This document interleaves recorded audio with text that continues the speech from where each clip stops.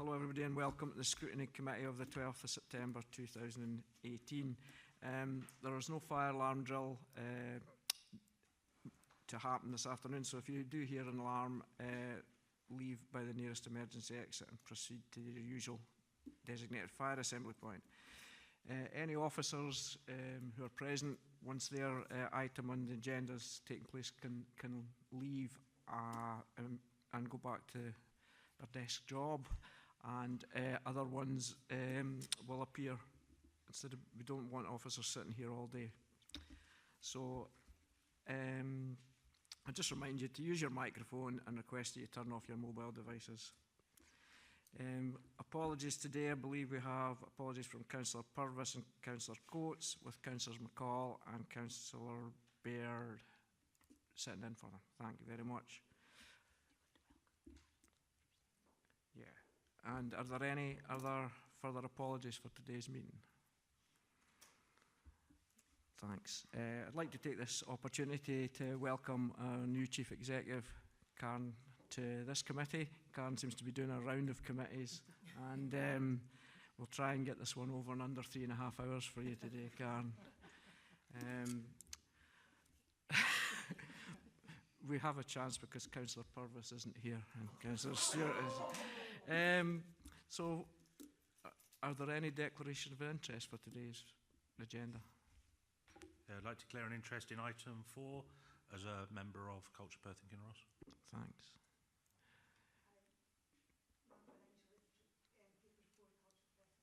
Councillor Parrott. Okay, thanks very much. The minutes, can we agree the minutes of the Scrutiny Committee of the 13th of June? Thanks. Okay, I'd like to welcome CPK here to give us a presentation.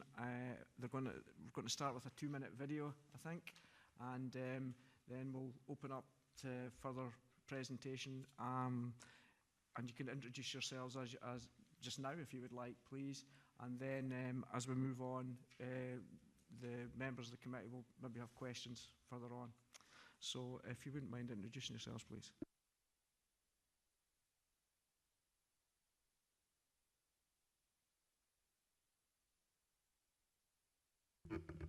That's it, sorry. Failed at the first hurdle. Apologies. Thank you, convener.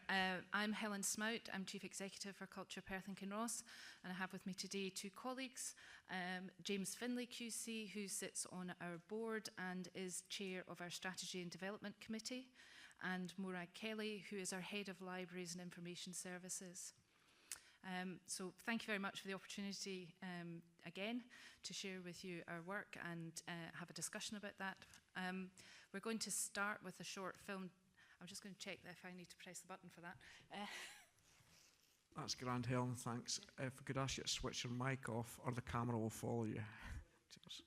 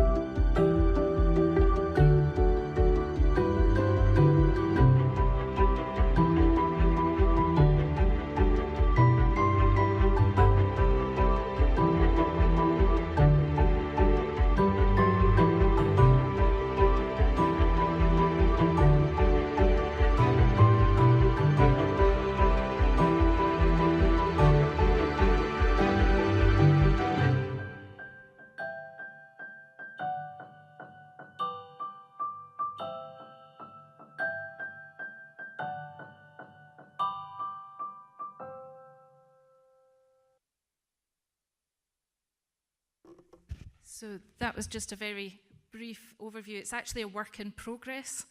We have a number of other events and activities which will be getting added to that short film, because one of the things I think we recognise is the breadth and depth of work and activity that we undertake. It's very difficult to capture in a single presentation or in a slides or in a written document. Sometimes an image in a film like that captures the range of some of the work that we do, hopefully a bit better. I know that we have provided you with some information prior today, and I don't really want to repeat some of what's in there, so perhaps it's easier to update you on some of the information. And then if there are any questions that you would like to ask myself or my colleagues, I know from Grant's invitation today that you are particularly interested in library and where we're at with some of the library work and how that might be progressing. But if there's anything else at all, then we're very happy to discuss that too. So I think since we were last here in February, we've had our second birthday as an organisation, so 2 years old and feels a bit longer than that, I suspect. We are unpacking our policies and procedures and activities and continuing, I think, to make strides with the development of audiences. We've had particular success with museums. Last year we saw a 21% increase in museum attendances. This year we have continued to see that, even although we've actually closed for 1 day a week less in the summer than we did last year. So we're seeing about a 5% rise over the summer in museums and galleries. We're continuing to even out, if you like, the attendances in libraries, which, as you may be aware, have seen some decline over recent years, 2.9% last year, similar again this year. However, we're seeing an increasing move to online services. So previously, where people would come into a library to return their book, order their book, make a request, pay for their fine, extend their loan, they now only have to visit to pick up their library. They can do the rest of that transactional activity online, and we certainly see that the online catalogue is increasingly used for those purposes. So that is part of the reason for some of the reduction in the visits. We've also reduced our mobile library service by 1 vehicle. However, we've managed to retain the number of stops, so we had 105 stops with 3 vehicles, some of which were not particularly well used. And the reorganisation of the mobile library service to have just 3 vehicles, we still managed to retain 102 stops. And some of those have meant that we've been able to extend service where there has been increased demand and shift some of the services where perhaps there was no longer users because individually they may have moved out of services or moved on. So we're continuing to invest in what we're doing with services and to try and make sure that they remain responsive to customers, that we understand our customers better. We are looking to improve the systems of data collection and evidence gathering so that our evidence to support customer journeys through the service and how they engage with us, the different touch points, whether those are online or in person or on any other channel, that we can improve that experience for customers. So I'm happy to say a bit more depending on individual questions so that we can get to the areas of the service that you're particularly interested in. And I'll join my colleagues. James, as a representative of the board, might want to say a few words just now as well. Thank you. James, would you like to say a few words? I think just to I don't really have anything to add to what Helen's had to say, just to say that the board, I think, is both conscious of the responsibilities it has and of the support it has from the council, and in taking forward particularly the library role, where we are effectively, which is a statutory role the council has, and we're grateful to the council for its support in that regard. And we are also keen to use the slight freedom we have from previous council control to examine new areas that the council may not have the time to have regard to. And for instance, we've looked at the Ferguson collection recently with an idea of seeing what can be done with that to enhance its profile and potentially generate some income. So just as a small example of where we're seeking to look. I have nothing further to say. Thanks. Thanks. So I'll open up to questions from the committee. Councillor McCall. Thank you, Convener. Thank you very much for coming along. And it's actually on the volunteer hours that I wanted to ask a question. Obviously, we're 9.4% below target, and that you're talking about implementing a fresher volunteer approach and strategy. I was wondering if you could give me a little bit more information on that, and how dependent are you on volunteers to actually provide the service that you have? Yes, thank you. Volunteers are a really important part of what we do. We work with between 190 and 200 volunteers year on year across the service. The volunteer hours is quite a stretch target for us, and we recognise that when we look back at previous performance. Volunteers very much add value to the service, but we don't use them to replace the core service provision which staff are doing. We have a whole range of volunteering opportunities, so we engage with volunteering organisations such as Royal Voluntary Service or the Seroptimists, and they help us deliver some of our services in communities such as Books on Wheels, and working in people's homes to deliver some of our library services. We also have a range of volunteering opportunities where we engage with groups such as Developing Young Workforce, the NHS Health Arts Trust and others, to provide volunteering opportunities for people who are perhaps being supported back into employment or with their health. And those are quite intensive placements within the organisation. And we have a very strong band of volunteers who have particular interest in culture and heritage and who want to engage in services. So our Friends of the Archive organisation, for example, has a band of volunteers who are working on making some of the local collections in areas such as Kinrossshire or Highland Perthshire more accessible by creating booklets which identify what material and resource material from community archive there is in those areas. And that's very much about adding value, increasing the access and using volunteers in a very positive way. We also work with the Friends of Lochleven Library, who have been extending the opening hours in Lochleven Library, where we are shut on a Monday and a Saturday afternoon. They have been working to open on a Saturday afternoon, and they are now extending the Monday opening as well. So slightly more limited service in what they can provide again. However, it's a very positive service, and we're very grateful to the work that they do.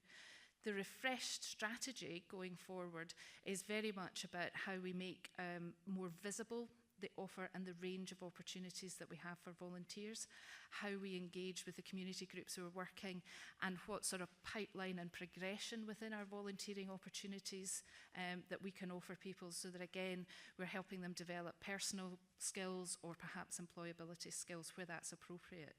And we'll be looking at a refreshed strategy, and we're aiming to work towards our volunteer-friendly status as an organisation this year.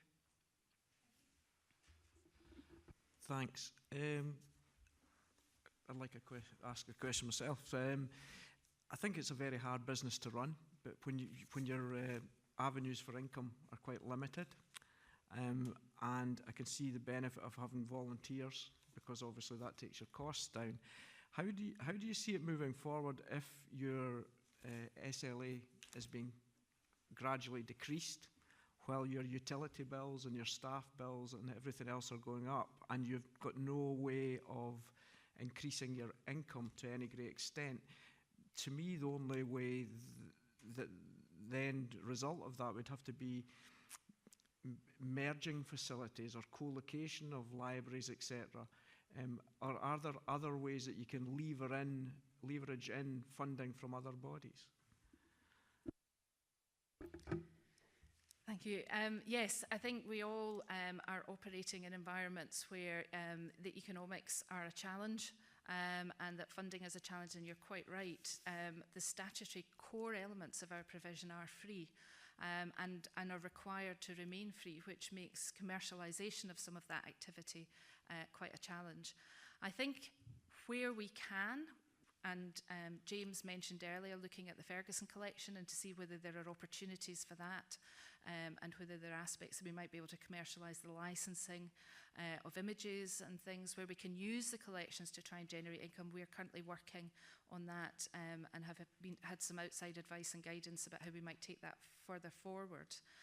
Co-location of services is absolutely something that we'd want to look at, and in the library strategy we flagged that there are a number of library services in particular which would benefit for being located with other services where there are people, where we can share, if you like, the responsibility for running the service, where we can perhaps multi-skill and multitask with other organisations, whether those are businesses, whether they're other public sector organisations, schools. It could be in a variety of settings, and it's something we are keen to take forward, and that strategy sort of flags that direction of travel. I think there are, though, at some hard decisions that at some point would have to be made as to whether or not we can sustain the services we have. In terms of fundraising, it is a very competitive environment for funding. There are a lot of people out there looking for funding, and there are decreases, significant decreases in the amount of money that's available within trusts and foundations, and particularly lottery funds. So we're all competing that little bit harder. In 2017-18, we brought in just under £250,000 of grant funding, which is not an insignificant amount, but is probably nowhere near what we might need going forward in the future. So it is an ongoing challenge and an ongoing activity that we have to engage with. We've recently looked at the variety of other smaller ways that we can generate income and diversify our reliance on council core funding. Thanks. Councillor Dugan. Thanks, convener, and thanks very much for the introduction. It's just a question about a couple of questions, convener. One is, I think Helen mentioned a 2.9% drop in visitor numbers, but there was a very helpful explanation about how many of those visits are now transacted online. I'm just wondering if that's the most helpful, therefore, if physical visitor numbers are the most helpful measure of the heartbeat of the library anymore. We should maybe look at something a little bit more up to date about, it's really transactions we're interested in rather than literal footfall. So interested in a view on that. And also I'd be interested to know where in Scotland or the UK is best practice in all things library or a museum. And how do we aspire to that level here in Perth and Kinross? I agree with your first point, that footfall and physical visits should not be the sole marker that we're looking at, but I'll pass the rest over to Helen. Thank you. I think there are a number of ways that we could better measure the service and the impact of the service. And I think footfall is one of those challenging ones which we were required to report at a national level, but very much begs the so what question, because actually what did people do when they came through the door or didn't come through the door? So I think there are things, and again the library strategy, and as we review our services and in discussion with Fiona and yourselves, then I think we can over time develop a set of measures that perhaps illustrate better some of what we're doing. Absolutely. And the second question, I'm sure you were remembering it. Yes, no, so in terms of the second point of that, there is a wealth of good practice across the UK. There's no one single service that is held up as that is the one, because many people do certain bits of their activity really, really well. In England, they've been having a large library review, and they have gathered a lot of case studies and evidence about practice, a variety of different models, different ways of working. And as part of the library strategy review, we've been looking into that and seeing where there are models that we might want to test in the area here. We are engaged with the National Library Heads of Library Service Group, where good practice is shared and identified, and we also benchmark with a family benchmarking group for both museums and with libraries in order to try and identify good practice. In many aspects, actually, Perth and Kinross is one of the areas where we are the good practice. Particularly at the moment, we've had a lot of visits and interest from other local authorities to do with our digital makerspace developments and the way that we are developing our digital offer for young people in terms of coding, and also the offer and the opportunity for other people with small businesses, community groups, creative practitioners of the resources and the spaces that we have in the service. If you particular examples of different parts of service, I'm sure we could provide you with some examples from that. Again, in terms of museum practice, there are lots of very good examples, particularly around things like engagement activities and different services who are doing some really interesting work. We were going down to, we've got some staff going down to Exeter to have a look at what they're doing in Plymouth and to see some of their work, because that's some very good community engagement and good way of working with communities in there that we want to learn from as well. Kavita, that's great and very reassuring as well. Can I just have one further? Certainly. Please? Yeah, it's where's the log back in? I think I can remember it actually. It was in the summary, the customer satisfaction 92%, but for the Perth Museum and Gallery it was 75%, which really makes you wonder if you've gone into what is essentially a pretty special place and it was free to get in. Is there a question of expectation management there if 1 in 4 people are saying that they weren't satisfied? It seems a little harsh to me. Yeah, I think I raised that earlier with Fiona, and it would be interesting to hear your response to that, because she said, well, it could be one day the lift's not working and everybody, you know, finds that one sort of thing, makes the whole experience less.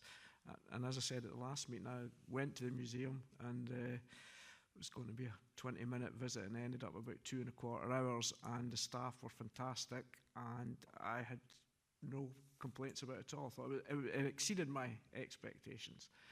So maybe you could answer Councillor Dugan's why you think that the customer satisfaction seems slightly low. Yeah, certainly that's not a figure that we would want to be reporting. I have to say it's a very small sample.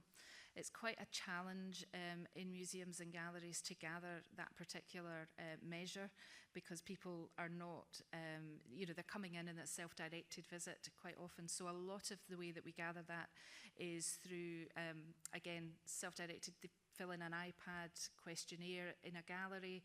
Sometimes they get halfway through it and decide they don't have time. Or we ask during an activity or an event or a very particular thing. So we're looking at ways of more consistently trying to gather that data and evidence on the museum side, because when we do something like Big Listen, where we are actually much more focused in targeting over a particular period of time and gather a greater volume of activity, then we see that satisfaction figure rise. And across the year, we will get peaks and troughs.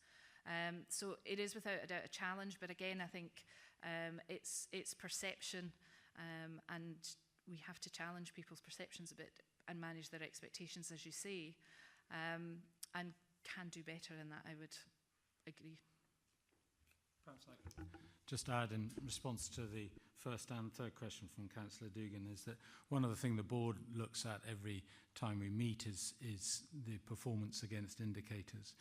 And although, as Helen said, we're only 2 years old, we're starting to refine our approach to looking at them, because some of the targets need to be better understood and better refined. And that's something we're learning from our own experience about how to do that, so that the 2.9% drop in visitor numbers needs to be understood in the greater context, such as the 75% approval rating in PMAG needs to be seen in the context of how much they're filled in and who's filling them in.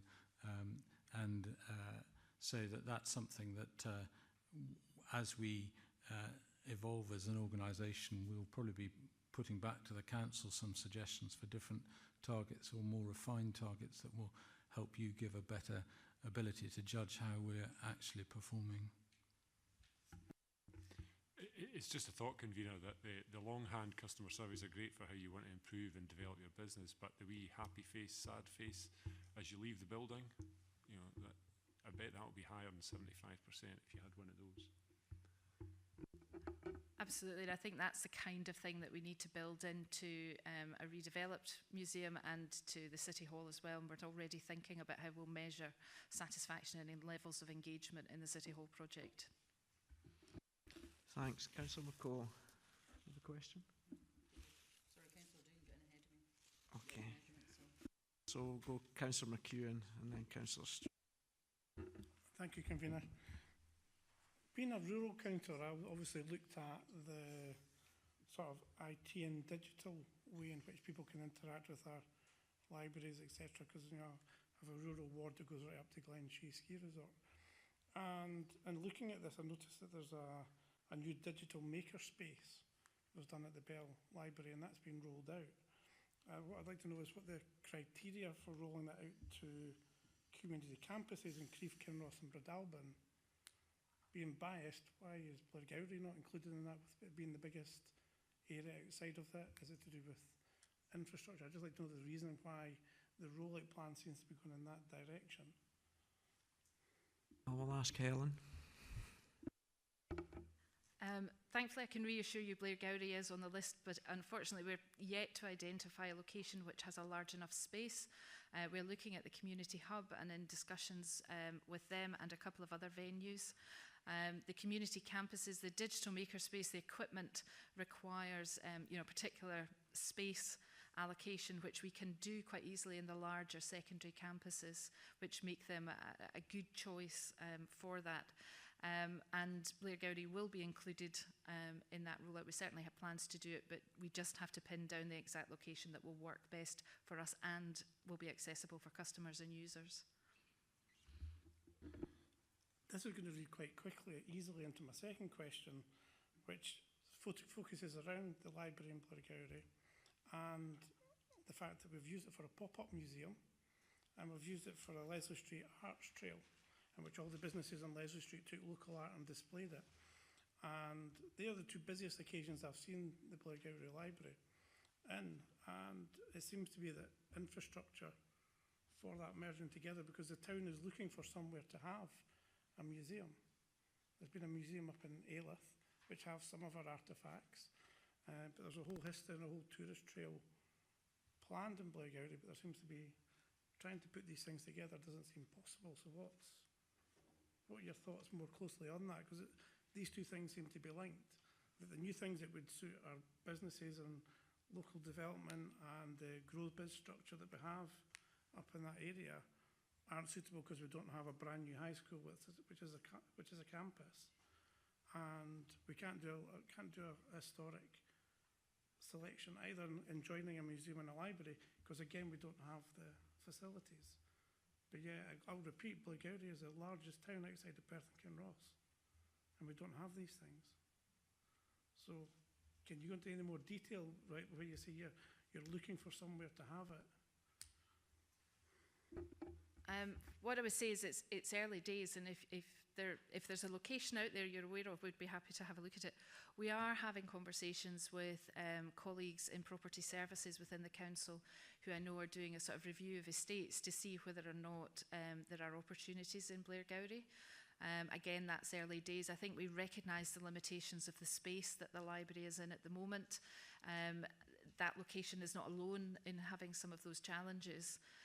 And we also recognise and have been supporting the museum group in Blairgowrie to develop their activities. I think we have to watch quite carefully that we make best use of the resources we have. We've talked about some of the challenges going forward in terms of budgets and finance and resources, and it's about how we can work with community groups and with others to maximise the resource that we have and what they can bring to that in order to get something that's right for each community, and that's very much the direction of travel. But in Blairgowrie in particular, I think we're very aware of that as an issue and it is on our radar, but I don't have any easy solutions or answers at this point without working with colleagues. One final question, which isn't related to what I've just said. You're rolling out a lot of new services here, new things, and some of these things I'm aware of because I've went to the library for these other things that I've mentioned.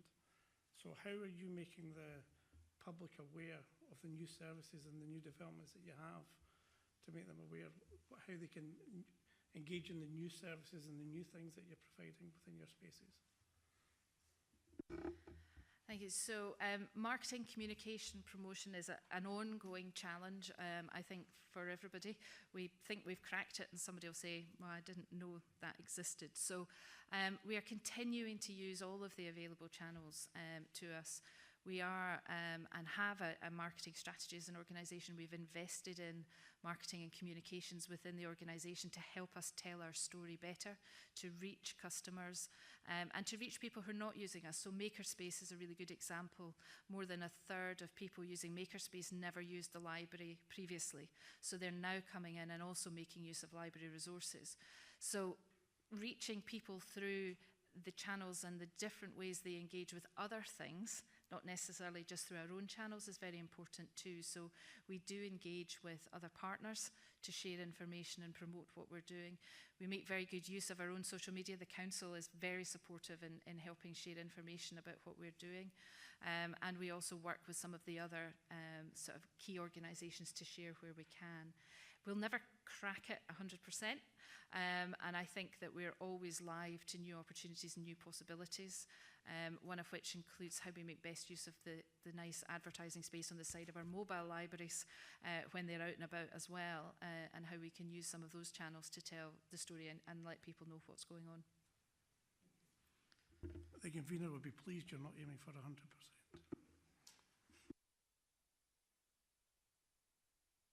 I'm pleased you brought Blair Gowrie up, because it's very close to my heart as well. Councillor Stewart. Thank you, Convener. Thanks for the presentation, Helen. I was interested to note the really substantial percentage increases in some of the footfall that you'd seen in the museums, and also the I think when I was briefly on the board last year, we were talking about the Big Listen event. The number of public engagements that you've had, people, individuals responding, seems like a huge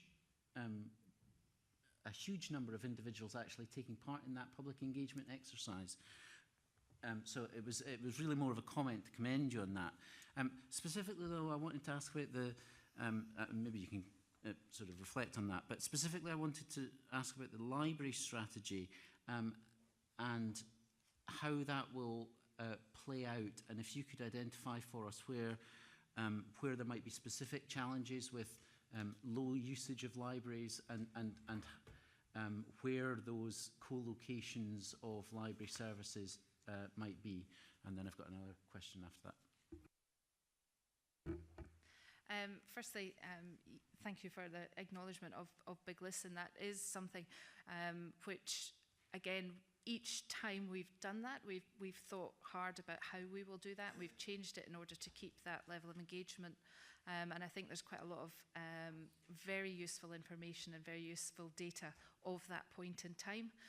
But it's also important that we keep live to continuing to gather information and not just rest on that as an example for the next sort of 2 years. I'll let Morag speak a wee bit about the library strategy, because she has been most immersed in the development of that. I think within it there are a number of challenges in sort of engaging communities around the way in which we need to reshape libraries perhaps going forward. We are recognising that people are using services differently. We recognise the challenges of the infrastructure and the age of some of the infrastructure that we have, the level of investment that might be required. And in terms of taking things forward and how that might look in the future, then that's very much something we'd want to do in communication with communities. I think the examples we have of Lochleven Library, where working with volunteers and community group to extend that provision and develop that provision is something that perhaps we could do more of, and in different ways potentially elsewhere, and have a look at that. But Morag might want to comment more fully on that for you.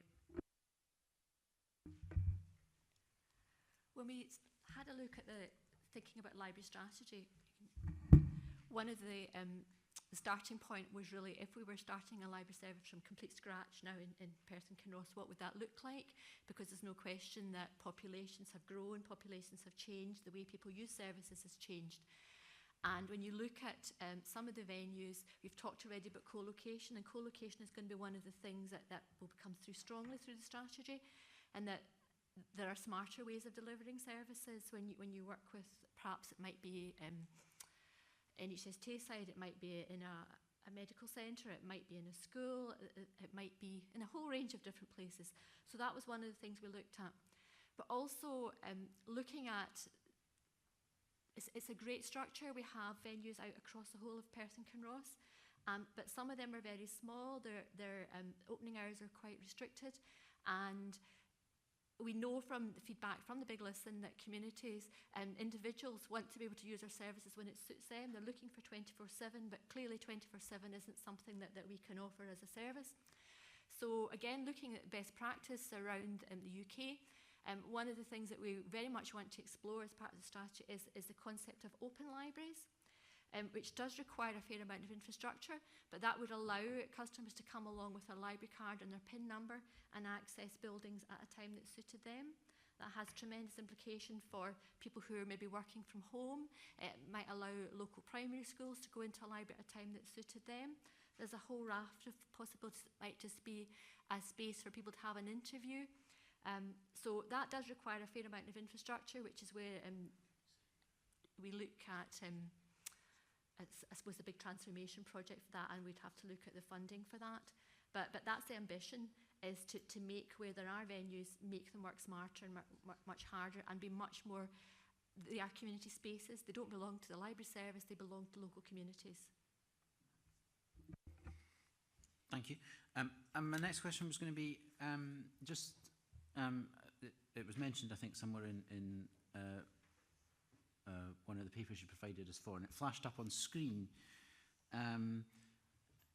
You've talked about sort of the digital makerspaces being sort of a branching out into maybe non-traditional areas of a library museum service provision. But there was also the one that I saw on screen was the book bugs. And I think briefly you touched on sort of working with families when you were talking about it earlier. Could you tell us a wee bit more about what book bug is specifically, and then more generally, other than what you've mentioned already, in what ways is CPK providing more than a traditional go in and take a book off a shelf, or go in and look at a picture in a gallery service? What sort of areas are you branching out into? What ways does the community use the CPK facilities and resource and staff time? Okay, thank you. I'll start, and Morag might want to add to that a bit. I think that the facilities are changing in response to the needs and interests very much of our communities, and of the partnerships and collaborations that we have with community organisations, agencies, and indeed the council. Something like BookBug, which is a programme which is a universal programme across Scotland to encourage early language and literacy acquisition. So from birth, we provide packs of resource materials which can be taken home and used by parents, carers, extended family with young children, encouraging that spending time together, bonding, learning about stories and shapes and colours and all of the different things that come through that, and enjoying time together. Very important as part of the sort of process of early resilience as well. We link in to support other people and other groups to develop those skills as well, so linking in with the parenting strategy and the teams within ECS around that. The universality of BookBug means that it goes through, and we deliver that through schools, through health visitors, and we coordinate that and provide training and support for people. We also do rhyme times in all of our libraries, which are more than we can cope with in terms of engagement. We could run them all day, every day, and continue to do that. We do those in a variety of other ways to try and extend people's interest and engagement with them. So we have different languages that we run them in. We have Polish group, we have Gaelic, we've had them in French as well up in Aberfeldy, and we do signing on occasion as well. And we'd like to do more of that in what we do. Communities generally are using services in a really broad variety of ways. So something like the maker space, which we're probably quite far on in Scotland, but there are really good examples of maker spaces in libraries across the world. But that allows people to come in and very much in a 21st century way almost. They're extending their knowledge, their skills, their learning in the way that previously in libraries you might have done when you came in and that was the place where you got your book and it was book information. This is about information in a digital age and the resource in a digital age. And we have creative practitioners who come in and they're doing their day job and have access to equipment that they would not otherwise be able to afford to develop their business. So we're linking in with things like rural enterprise partnerships. We're linking in through the LEADER programme as part of the development. Again, seeing the potential of the resource and the library and what we can offer, and the fact that it can be used in a multitude of different ways. So it might not necessarily be core business for us, but it's about facilitating communities to use it in the way that works for them and for individuals to be able to use it for the way that works for them. So community groups might come in and be able to use the large printer to print off banners for an event in a way that they couldn't otherwise do, for example. We also have people who come in and they have friendship groups. We have a lot of groups, reminiscence groups, for example, where we're working with care home, people who have early onset dementia and other conditions, who can spend time together, they can socialise, and they can engage with the collections and the resources in a way which supports them and to manage their condition. We work with the NHS as well. We have books on prescription and offer a variety of different self-help materials, access to some cognitive behavioural therapies and other resources through the library, which again allow people to take some control over what they access and how they access for themselves and manage long-term conditions or even short-term conditions.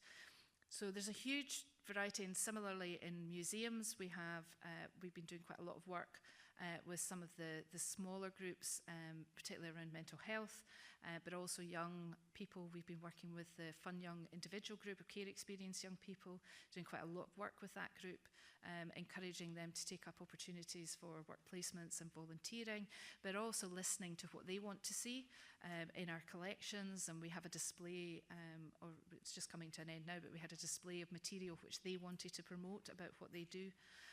So it's always a two-way process when we're working with communities, but we have a wealth of resources, and it's very much about how do we make those accessible and how do we allow people to develop the use of those in the way that's right for them, not always how we might want to dictate that use, if that makes sense. Thanks, Helen. I was hoping somebody else would ask the question, but it's going to fall to me, and it's the elephant in the room. I feel that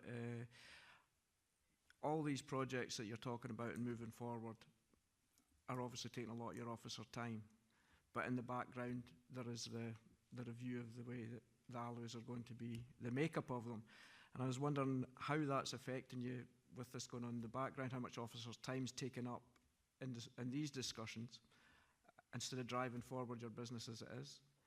I'd also inquire as to the savings that you will be aware of that you have to make in the upcoming years.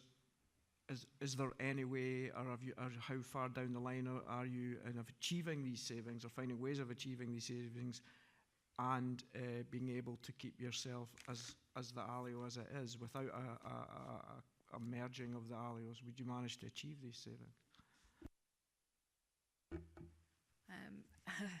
The elephant in the room. I think achieving savings at any point in time is always challenging when your option, you don't want your option to be a reduction of frontline provision, and you are always looking at where you might be able to make efficiencies. We are a very lean organisation. We came into being as a lean organisation, having gone through quite substantial reviews whilst in the council to make efficiencies.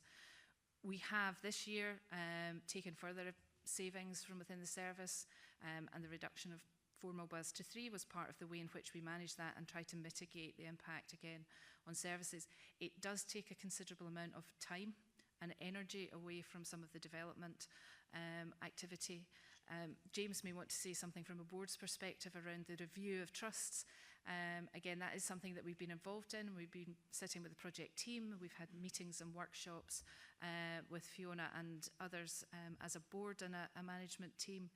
I think that it is without a doubt a distraction for staff. There is an element where it causes concern for staff. However, you know, it's absolutely right that services are reviewed. We recognise that. There are opportunities for ourselves and Horsecross to work much better together.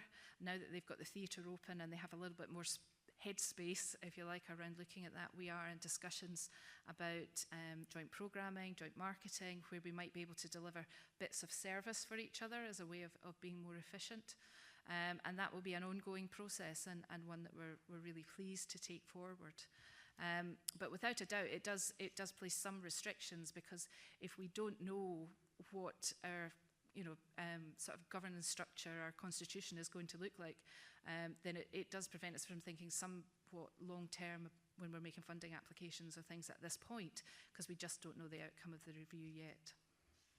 Yes, from a board perspective, I think I have 4 points I'd like to make. First of all, personally, I feel a sense of frustration by the review, because we've just got going, and certainly in terms of funding, and levering in funding, one of the difficulties we've had, and that is very much the subcommittee I'm chair of, that is you get one chance really to push your name forward afresh, and we're very reluctant to make a big go at that at this stage if we don't know what format we're going to be existing in the next year. So from the board members' perspective, certainly my own, there's a sense of frustration. As Helen mentioned, a positive outcome of the review has been to focus us on the opportunities of working with Horsecross and the council, and indeed, harking back to one of the earlier comments about refining targets, that's indeed an element, if we did remain separate, that it would be very useful to have a target set, difficult perhaps to formalise it, but to set as to how well we could cooperate and communicate with each other, because there's clearly scope for that. And I think the third point I'd make is that really building on some of the last questions, from Councillor Stewart, the organisation has to focus both on libraries and museums and art galleries, and they are quite different, but we are an arm's length organisation, although a short arm's length from the council, and I think that has enabled us to give greater focus on some activities and input from the board at a level that might not have been the case had the organisations remained within council control, while still benefiting greatly from the council input to them. And the last point I'd make is that we, as an organisation, probably think, certainly at board level, we should be focusing more on the significant challenges that face us. And if we were to merge, there'd be time taken up in merging, whereas we have a significant new project, unlike Horsecross, who've just finished their project. We've got a significant new project. And insofar as officer and indeed board member time is concerned, that should really be the focus of our attention. Thank you. Do we have any other questions? Councillor Barnacle. Yeah, thanks, convener. Just a clarity, really. I've noticed that you reduced the fleet for the mobile library service with minimal reduction of stops. I wouldn't like to see any more reduction in the rural areas because of the dearth of transport. There is this 5-year strategy which you're going to report on after consultation in the autumn. Is that separate from any further review of the mobile library service? As far as you're concerned, you've made your review of that and that will continue as it is, or will there be a change on that?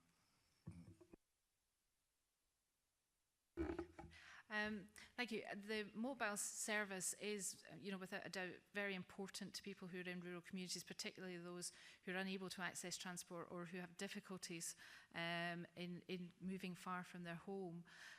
It has to remain a live service, though, and we are always looking at the timetables. We're always looking at that service. It's not necessarily that we just stop any sort of process of review, in part because populations change, they move. Some of our stops might be aligned to 2 or 3 people, and if those people are no longer using the service, then actually there may be some people elsewhere who would benefit. So we do try and keep the timetables as undisrupted as possible and for as long as possible, but it is something that we need to keep under ongoing review. The library strategy is a review of library provision as a whole and mobile library services within that, because we want to make sure that in terms of our sort of underpinning outcomes, whether you're accessing a mobile library service or a physical library building, you have some of the same opportunities, maybe not all of the same, but as many of the same opportunities as possible. So you're not disadvantaged by the way in which you access library services. So it's important to keep it all together. But certainly in terms of the timetables, we need to keep very alive to that. Sometimes something as small as the disruption of a road closure for a few weeks means that we have to change and rethink and manage that with communities. Okay, thanks. Well, another question, Councillor Stewart? Thank you, Convener. So, thank you for indulging me. I was just reflecting on your answer to my previous question, Helen, and the fact that you were talking about things like working with early learning, parenting, you mentioned the dementia groups as well. So there's a whole range of activities there which dovetail with what the council is doing, but obviously that's spend that is coming from CPK through the grant that we give you. I just wondered, and particularly for example, if we're talking about literacy programs, the book bug and so on, that supports and it supports the council in its aim of educating the children of Perth and Kinross, and it prevents potentially later spend, for example. If you're talking to setting up these support groups for dementia sufferers, then that's potentially, alleviating a burden on the NHS or care organisations or care services. Have you attempted a return on investment or net present value calculation for those sorts of over and above non-traditional services in terms of the wider benefit to the public sector, whether that is the council or the NHS or the, specifically the education department or whatever? I can imagine that would be a really complicated thing to do, but I was just wondering whether it was something you'd attempted or been attempted for you. Thank you. Yes, I suspect it is a very complicated calculation. We certainly haven't, and I think it is a very good point in terms of measurement of impact and value add, if you like, of having a library service or other services to bigger outcomes, if you like, that the council and others have. So it's certainly something that we should be looking at and considering. There has been some national work. And I think that it was £14 return on every pound invested in library provision at the time that was done. That's a figure that seems to come out quite often in these return on investment, but it is quite substantial. And certainly I think it's worth us having a look at it in the local context if I can work out how to do the maths. Thanks very much. Okay, thanks. I think we'll draw close to it now. I'd like to thank you, Helen and James and Morag, for coming along today. I think they're useful for you to put your product and that out to those of us who are not as closely involved as the board members within the council. And thanks for coming along and enlightening us some more. Thank you. Thank you very much for having us.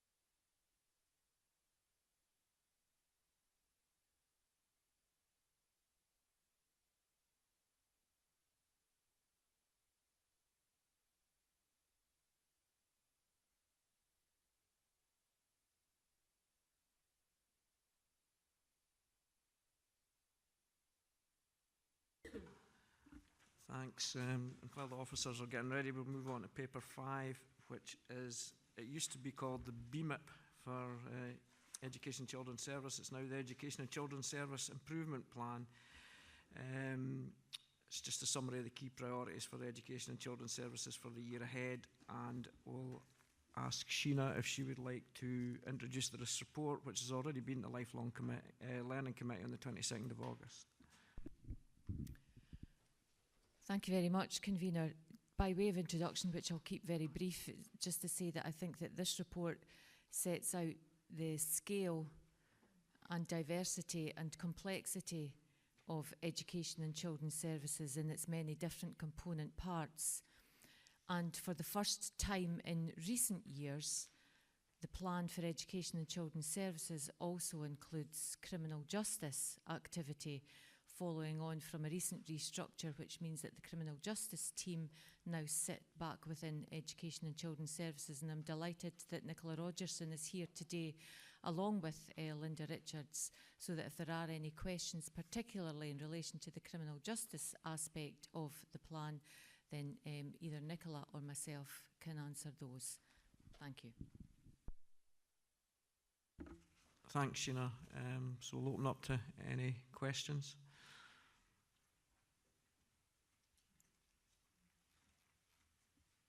Councillor Ellingworth.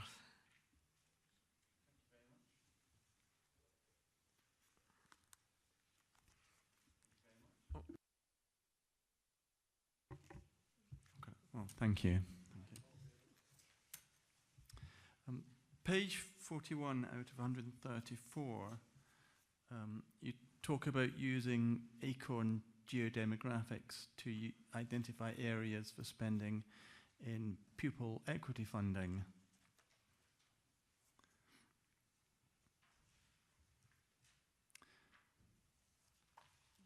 Now,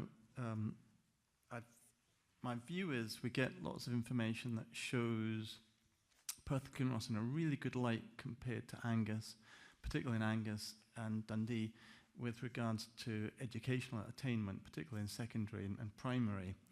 Now, I often wonder if the reason we come out so well in those comparisons is not because we're doing a fantastic job of delivering great educational experiences, but because we have a more high profile, if you like, of geodemographics. So we've got, fewer areas of Scottish Index of Multiple Deprivation 1 than other areas. Do you think there would be any value in using a tool like ACORN or Mosaic to give us a feel of how much that impact is? I'm not familiar with Mosaic, Councillor Illingworth.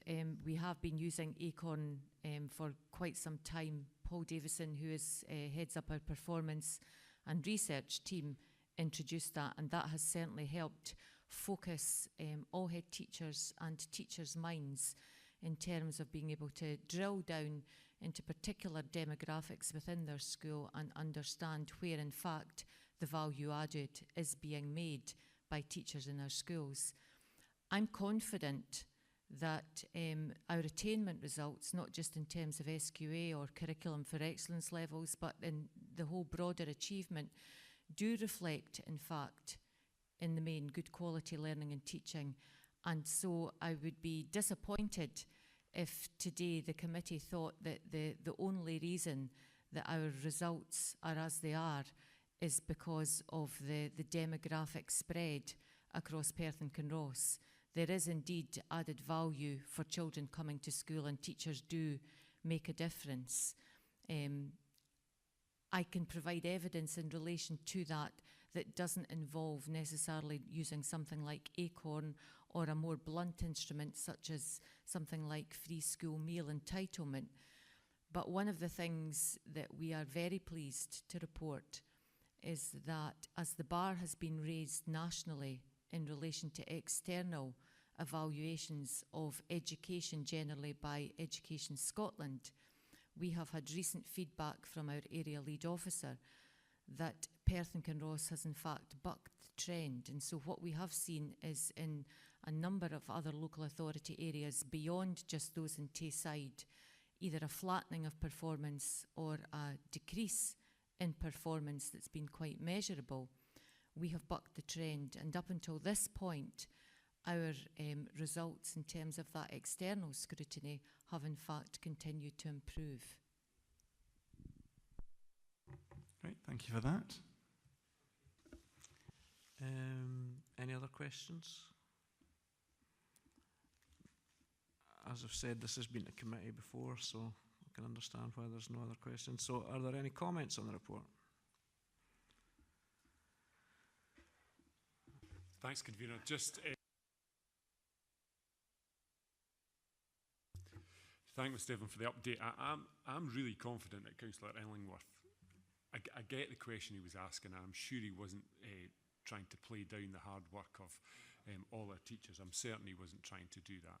And I think there was something in his point about the varying demographics, but it's very reassuring as and we mustn't become complacent on this committee or on lifelong learning about the continuing rise in standards in education in Perth and Kinross, because it's not inevitable, and we're very lucky to have these outcomes here for our young people.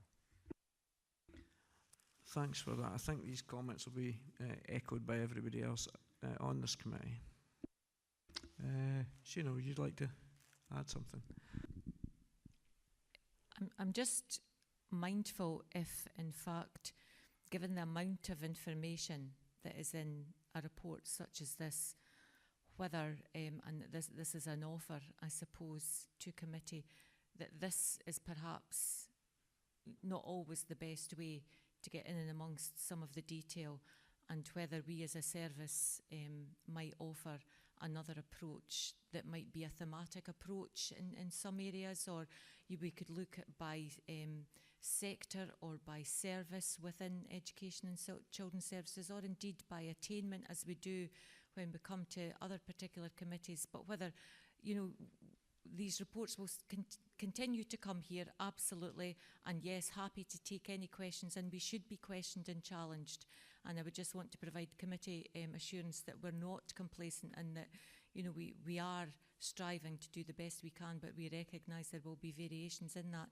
But I just think with the enormity and the amount of information that's here, it might be something that we could discuss about how better we get into some of the detail about that, perhaps to provide an opportunity for closer challenge, in fact, of a range of officers on different matters.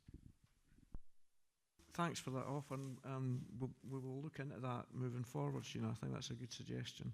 I think we have two more comments, and Councillor Baird is next.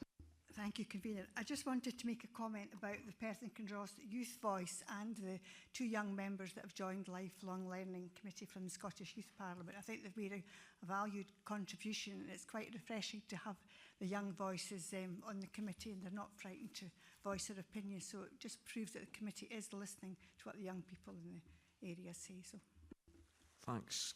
I remember when I was here 5 years ago, I was the young voice in the committee.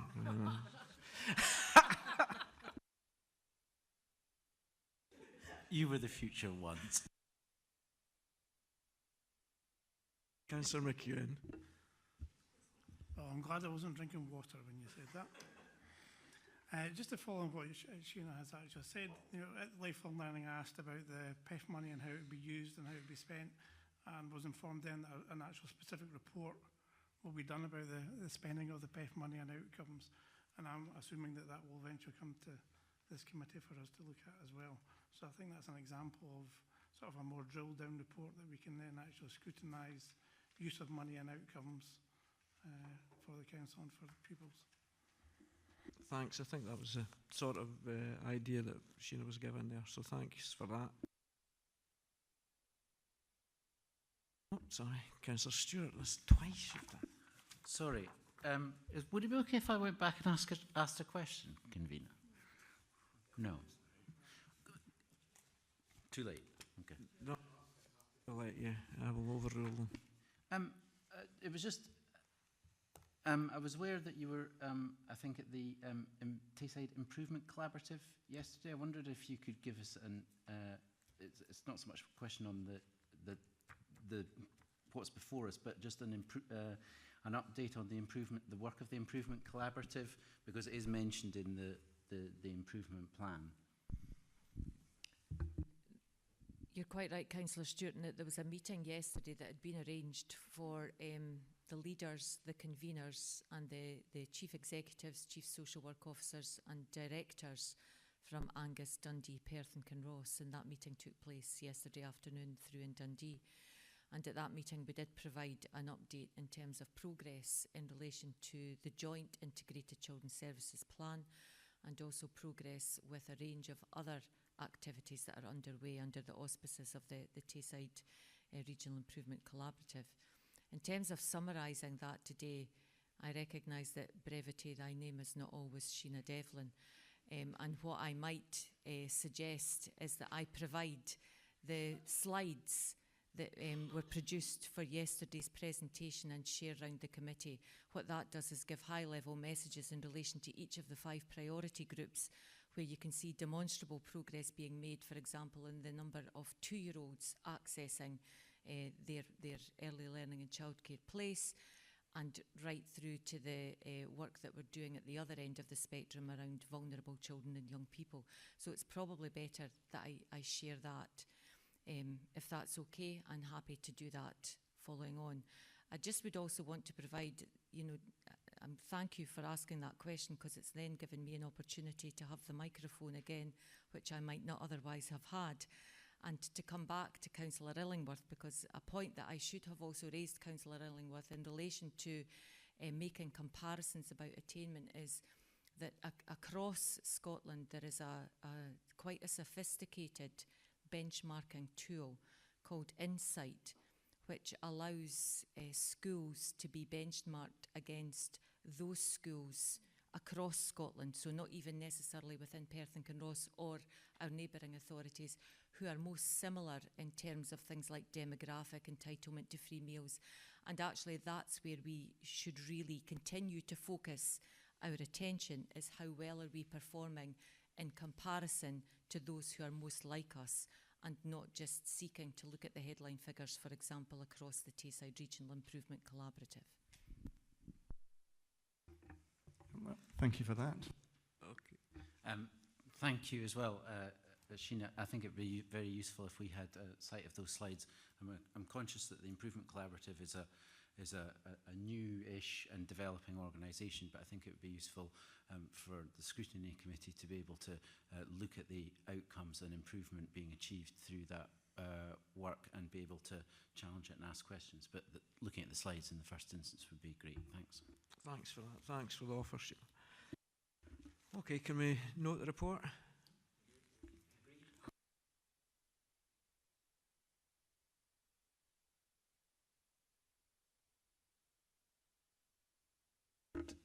BMIP, again, this is a report on the Business Management Improvement Plan for housing and communities, housing environment. This has also been at various committees before it's come here today, and I'll now ask Barbara if she can introduce the report.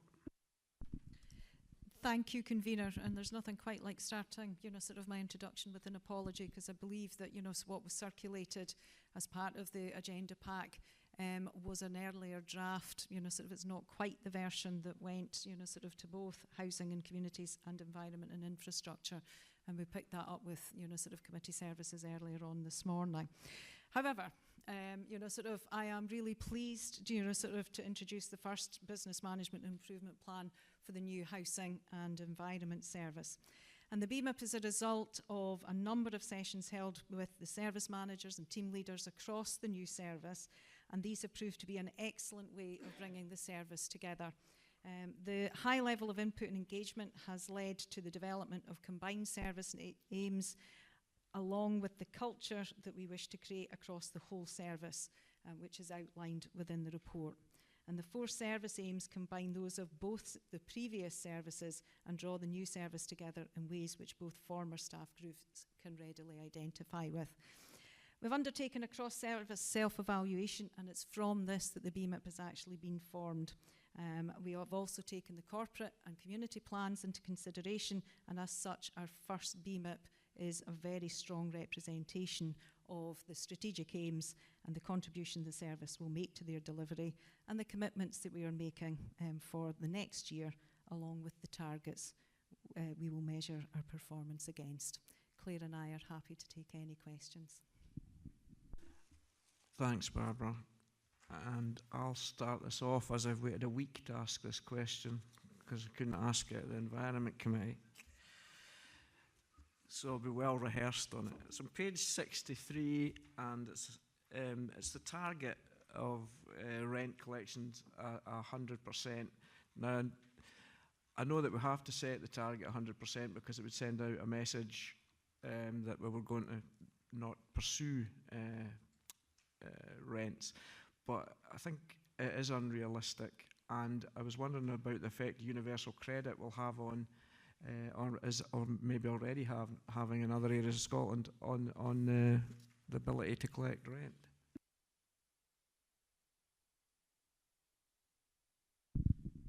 There we go. Yes, thank you for the question. And yes, I mean, I absolutely appreciate that in terms of rent collection at 100%, that would be felt to be an ambitious target, particularly in the climate of universal credit. What I would say is that the national average for rent collection last year across Scotland, including all registered social landlords and local authority landlords, was 99.4%. And generally, the overall collection rate is high, sits between 99 and 100%. Many local authorities, particularly those like us who are carrying arrears, will actually collect over and above that. As you see, we've set ourselves a very stretched target for the team. We came in at 98.73 last year. Our year-to-date collection actually has been hitting the 100%. But yeah, and we are obviously aware with the introduction of universal credit full rollout in June of this year that there are challenges ahead to the teams in that respect. And in answer to the second part of your question, yes, we have seen for those of our tenants who have moved on to full universal credit, there has been an increase in their arrears, and that mirrors the national picture, and it's an area that we're continuing to support. We've got a range of activities and support mechanisms in place to support our tenants to maximise their incomes and meet their rent obligations and ensure that they're, pulled out of poverty. Thanks. Any other questions? Councillor Parrott. Thank you very much, Karina. This is the question I also would have asked last week, but for Grant's experience of being pushed back on his. I'm referring to the target with regard to voids, and I think I'm appreciative that the actual performance is very high. If we're missing less than 1% of rent due to voids, but it seems to me to be counterintuitive, however good the performance, to be actually looking at a target that is less good than we're currently doing. And I would have thought that we could set a target there at 0.6 if we're already achieving between 0.61 and 0.7, set a target of 0.6 rather than 0.8. Thank you. Okay, thank you for your question. Again, just to give the voids performance and target into the national context, last year the average void turnover in terms of number of days was just over 30, which is the best performance nationally that we've seen. And the national average in terms of void rent loss was 0.7%. So we were bang on the national average in terms of void rent loss. Due to a number of different reasons, our turnover of void properties has been significantly higher during last year, and that is continuing during the current year. So last year we had an 11% increase in void turnover compared to the previous year. This year we've had a significantly high number of void properties turning over, and we're projecting a 16% increase. That actually is very, very positive, and that's been due to a combination of measures. We've had a number of new build properties coming in on stream. Through our buyback scheme, as you know, we've significantly increased the number of properties that we're buying back, and through the better use of vacancy chains, we're turning over more properties. So actually, in its entirety, what we're actually doing is meeting housing need. in a much better, much more effective way than we had been previously. But the knock-on impact of that has obviously been with our voids. So you'll see that, yes, we've probably put ourselves in a more lenient target in terms of void turnover. Earlier on this year, a few weeks ago, we actually were sitting with 150 properties sitting void. The optimum level in years gone by that our trades team were able to cope with was 40 voids. So hopefully that gives you an indication of the challenge. You'll be aware of Home First that we've recently introduced, and the changes in terms of service arrangements, in terms of delivering Home First and actually meeting people's housing need are having that knock-on impact. So yes, we have slightly stretched our target there. We're well within the national average, and what we're continuing to do, particularly in terms of void, is balance that cost, performance and standard of void property to ensure that we balance those three areas for our tenants.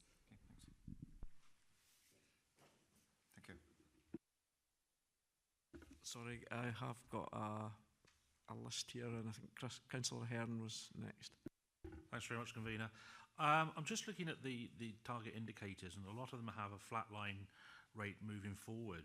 But two in particular I was looking at was the average days in temporary accommodation at 80 for the future, and percentage of allocations to homeless households in permanent settled accommodation as 50. I just wondered how those were set and why they're flat-lined, as to whether there's any indication or aspirations that we could reduce those?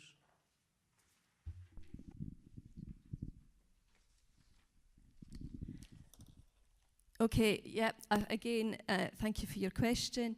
A decision was taken in terms of flatlining some of the targets into future years because of some of the new service arrangements that we've put in place, and again because of some of the significant transformation, particularly in the area of homelessness, and then the knock-on in terms of some of the repairs and voids indicators. We're going through, you will be aware of the Scottish Government's requirement on all local authorities to produce rapid rehousing transition plans. They have to be submitted to the Scottish Government by the end of this year. And as we go forward in terms of that plan, we will have a better idea in terms of what our targets and the actual average length of stay will be in terms of temporary accommodation. I mean, you can see that we've significantly improved the average length of stay, and that in part is we've significantly reduced our portfolio of temporary accommodation. A number of years ago, we had in excess of 350 units of temporary accommodation. At the moment, we're sitting with about 56. And the positive of that is we're moving people directly into permanent accommodation. And our ambition really would be to minimise temporary accommodation altogether, and that will be a proposal that we'll take forward in our rapid rehousing transition plans. And likewise, in terms of our target for the allocation, percentage allocation to homeless households of our mainstream tenancies, the transitional arrangements that took us from temporary accommodation now to permanent accommodation through Home First has meant that to clear our backlog of homelessness over the last few years, we've had to increase the proportion of allocations to homeless households. Going forward, that now we've managed to balance that out. We've cleared the backlog pretty much, and it's almost becoming a little bit, I won't say business as normal. I don't think the teams would be too happy because it is an ongoing challenge, but we're sitting at around about 50-55%. And again, that's an area that we will have to review. It will be dependent on the level of homeless presentations as we go forward. Thank you very much. Thanks. Councillor McCall. Thank you, Convener. Just wanted to draw attention to page 9 of the report regarding percentage of vacant retail units in Perth city centre. With the issues of retail being a sort of 19th century model within a sort of 21st century world, I'm intrigued that we are actually looking to improve the situation over the next few years, and I'd be intrigued as to how we intend on doing that. Thank you for the question. I can give a slightly more up-to-date information for that as well, if you're interested. Our footfall in Perth continues to rise, you know, sort of, and that is actually kind of bucking a national average. In addition, our, you know, sort of vacant units, you know, sort of are currently sitting at 7.8%, which is 62 vacant out of the 794 units that we have. The Scottish vacancy rate is 10.8%, and the UK vacancy rate is 9.2%. So, you know, sort of, so even from, you know, sort of the time that we published the report initially, then it has improved to a certain extent. The city centre management team are actively engaging with our retailers. You know, sort of we also have a very strong link with the Perth Traders Association, and we discuss with them on a very regular basis about how to carry on improving the situation within Perth and Kinross as a whole, but with Perth as the main city and the main retail destination. We also have the work of the City Development Board and the engagement with Wayne Hemingway, you know, sort of as an advisor to the board, and using some of his ideas, you know, sort of about pop-ups, the invigoration of the city through events, and a whole range of things. But it's a very much, you know, sort of a partnership with the retailers, and encouraging them and working with the owners of the retail units as well. Traditionally, because we are, you know, sort of, and market ourselves very much on, you know, sort of independent retailers, very strong element of the offer that we have within Perth, and we would continue to support that. Thanks. Councillor Dugan. Thanks, Convener. I've got a range of questions that I'll just go through, if that's all right with you. The first one is on page 63, and it refers to the percentage of Scottish average monthly earnings. It's just to understand that dynamic where it's dropped from 98.2, 98.5 to 94.6, and then this is creeping up over time. What's the dynamic that's underlying that? Okay. Again, as we've previously discussed, this is a very interesting, you know, sort of one. This is done on a random sample, which explains why back, you know, sort of in 15-16, and particularly in 16-17, when it was a very high number, you know, sort of, but obviously through the work with Tay-City's deal, you know, sort of there is an expectation of higher earning jobs, you know, sort of coming through that, and the work that we're continuing to do through Invest in Perth to bring, you know, sort of higher value jobs and more jobs to the area. Okay, thank you. The next one, Convener, is just below that. Again, it's the gross arrears as a percentage of rent lost. I'm looking at the figures projected going forward, which are an immediate reduction to 9% and then 8% thereafter. I'd just like reassurance from officers that they think that that ambition is consistent with the risks that are posed to the housing revenue account by the introduction of universal credit.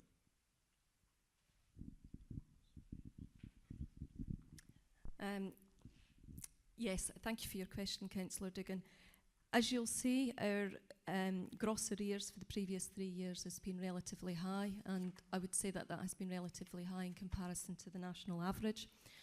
Earlier on this year, we did a full review of our approach to writing off former tenant arrears, and as many of you will recall, we wrote off a higher level of arrears during this year to bring ourselves in line with the national average. So we've undertaken some fairly complex calculations and estimate that when that former tenant arrears comes off, that will bring our gross arrears down into next year quite significantly. We've taken into account the impact of universal credit going forward, and obviously a lot of this, there are so many unknowns going forward, but taking the fairly significant drop in terms of our gross arrears next year and the potential increase arising from universal credit, we're looking at 9 and 8% going forward. But obviously we'll need to continue to monitor that and review that, and if required, we might have to come back and review that into next year's BMIP. Okay, thank you. The next one is the percentage of rent lost due to voids. I'm afraid I'm at odds with my colleague, Councillor Barrett. I think 0.74% is a small percentage, but it's a lot of money. And I recognise and appreciate Mrs. Mailer's response to that, and I think you might have said that we were in line with the Scottish average. There's a level of comfort in that, but it's okay to be more ambitious than the average. We can be seeking to be amongst the best in Scotland, and I think I would seek reassurance that we aren't content just to be average in Perth and Kinross, that we can be better than other local authorities. I'm sure Claire will give you that assurance? No, absolutely. I would like to assure you that, you know, we are not content to remain at average, and we're in recognition, as I described to you, the absolute increase that we've had in terms of voids during last year and into the current year. We've recently held a series of workshops with our housing repairs and locality housing staff, and have got a number of proposals coming forward in terms of maintaining and indeed improving void performance going forward. That goes back to my earlier comments in terms of cost, quality and performance. We could technically outsource our voids and turn them over much more quickly to external contractors. We could do that, and that is a proposal that we could consider. But actually the cost of that could actually outweigh the rent loss as well. So there's a number of business case scenarios that we've got that we are considering going forward in terms of that. Kavina, thank you. Sorry, I wondered if I could add, you know, something to that. Obviously, you know, sort of having taken over the portfolio of housing, you know, sort of since the 1st of April, I've been really impressed by the commitment, you know, sort of the housing team, and complacency is just not, you know, sort of their, you know, sort of modus operandi. And I think that, you know, sort of that's a really good example of that is the homelessness, you know, sort of work that they've been doing, you know, sort of which is sector leading not only in Scotland but across the UK as well. So I would like to add to Claire's, you know, sort of reassurance that we're not complacent. Yeah, indeed, Convener, and I would agree with that. I'm very mindful of Mrs. Mailer's information about some of the consequences of success, the success which we've enjoyed with Home First, which is unprecedented, both here and across Scotland, and the effect that that's had on our voids. Nevertheless, we do need to manage these things, and the situation on page 69, which is the average calendar days to re-let properties, clearly, as it must do, reflects the trend that's being projected with the rent which is lost due to voids. And you can see from where we were in 2016, we're projecting essentially almost a 20% decrease in performance to 29 days from just over 25. And the problem with a void property is not only are we not receiving any rent for that property, but it's a house that nobody's living in.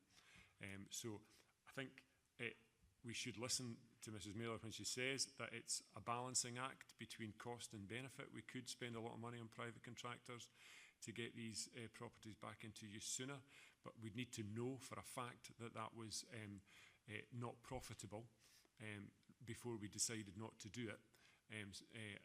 But also we need to look at the cost to our tenants, particularly those on the waiting list, to make sure that that cost is factored into the equation, the human cost of that as well, because if you roll that up across all our properties in Perth and Kinross, that increase from 25 to 29 days, that's a lot of unoccupied properties in Perth and Kinross, and we really need, I really do believe that we need to be more ambitious than that 29 figure, and I would ask, is there any way that we can improve on that in the coming years?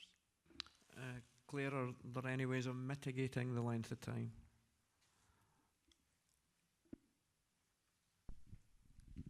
I mean, absolutely. Our, you know, as I said earlier, our priority is to, you know, turn our void properties over as quickly as possible. This BMIP was produced prior to the recent workshops that we've had. We're going through the budget setting process with our tenants at the moment, and one pressure that we will be looking at, we've got a tenant event coming up next month, and we will be speaking to our tenants in terms of void turnover and the additional potential costs that that may present. I think, again, reiterating the fact that we've had an increase in terms of the voids, so an 11% increase last year, and we're projecting an over 16% in terms of the void numbers this year. So there's a combination of factors, but we absolutely are in terms of meeting housing need.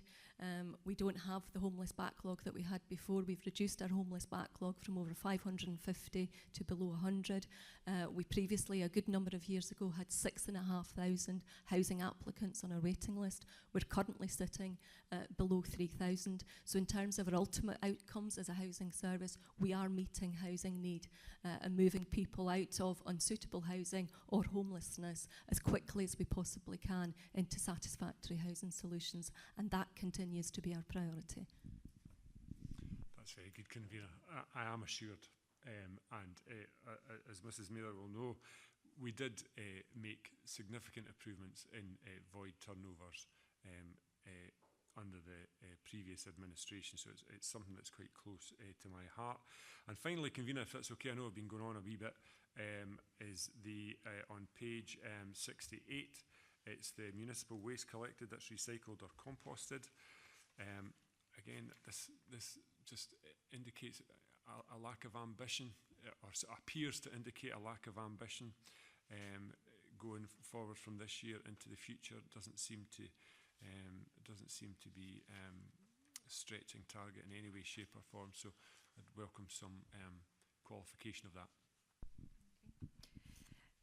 Thank you for the question, Councillor Dugan. As we discussed at E&I committee, that what we've been looking at are a number of improvements to our waste collection approach. That figure reflects, the 55.5% for 17-18 reflects actually a much higher level of recycling, and it's a point that was taken from that meeting, that because we now sell on our timber, then the figure would be higher if we were actually recycling it, but the benefits that we're getting from the additional income to the budget process are fairly substantial. We are expecting to see those recycling rates go up as a result of the work that we've been doing, but we thought it would be better in the first phase of this report, just to make sure that we've got a good base level, and following on from the full implementation of our waste approach, from the change from the 240 litres to the 140 litres, then we would expect those figures to go up. While I'm on my feet, I wonder if I could take the benefit of, using Sheena's, excuse of saying something that I possibly should have said earlier as well. We've got our Scottish Housing Regulator report, which, shows that for this current year, that our overall approach, to our tenant satisfaction is remarkably improved from even the figures that we've got within the document. So, looking at that and doing an assessment and benchmarking against most other local authorities and actual, local authorities, isn't it clear? Then I think it would be fair to say that our responses from our tenants indicate that we are fairly first, across Scotland in terms of satisfaction with our tenants over a number of areas. And that includes overall service provided, where, we're ranked first in Scotland, being kept informed about decisions, which sits at 96.8% now. We're second against South Ayrshire, which we're at 97.4%. The opportunities to participate, it sits at 97.74%, which again ranks first in Scotland. The management of the neighbourhood, 94.5%, again first in Scotland. The quality of the home is 95.8.3% in terms of our tenant satisfaction, again sitting first in Scotland. And value for money, which is at 88.18%, we're third against Clackmannanshire and East Lothian. And I think actually that does prove to me that our staff are really working as hard as they possibly can to make sure that the outcomes that they're delivering for our tenants are as good as they can be. Proves it to me as well, convener. And as soon as we get those void rates down, I'll be dead happy. Thanks. I'm going to take three more, and then we'll move on to the next paper. So, Councillor McEwen.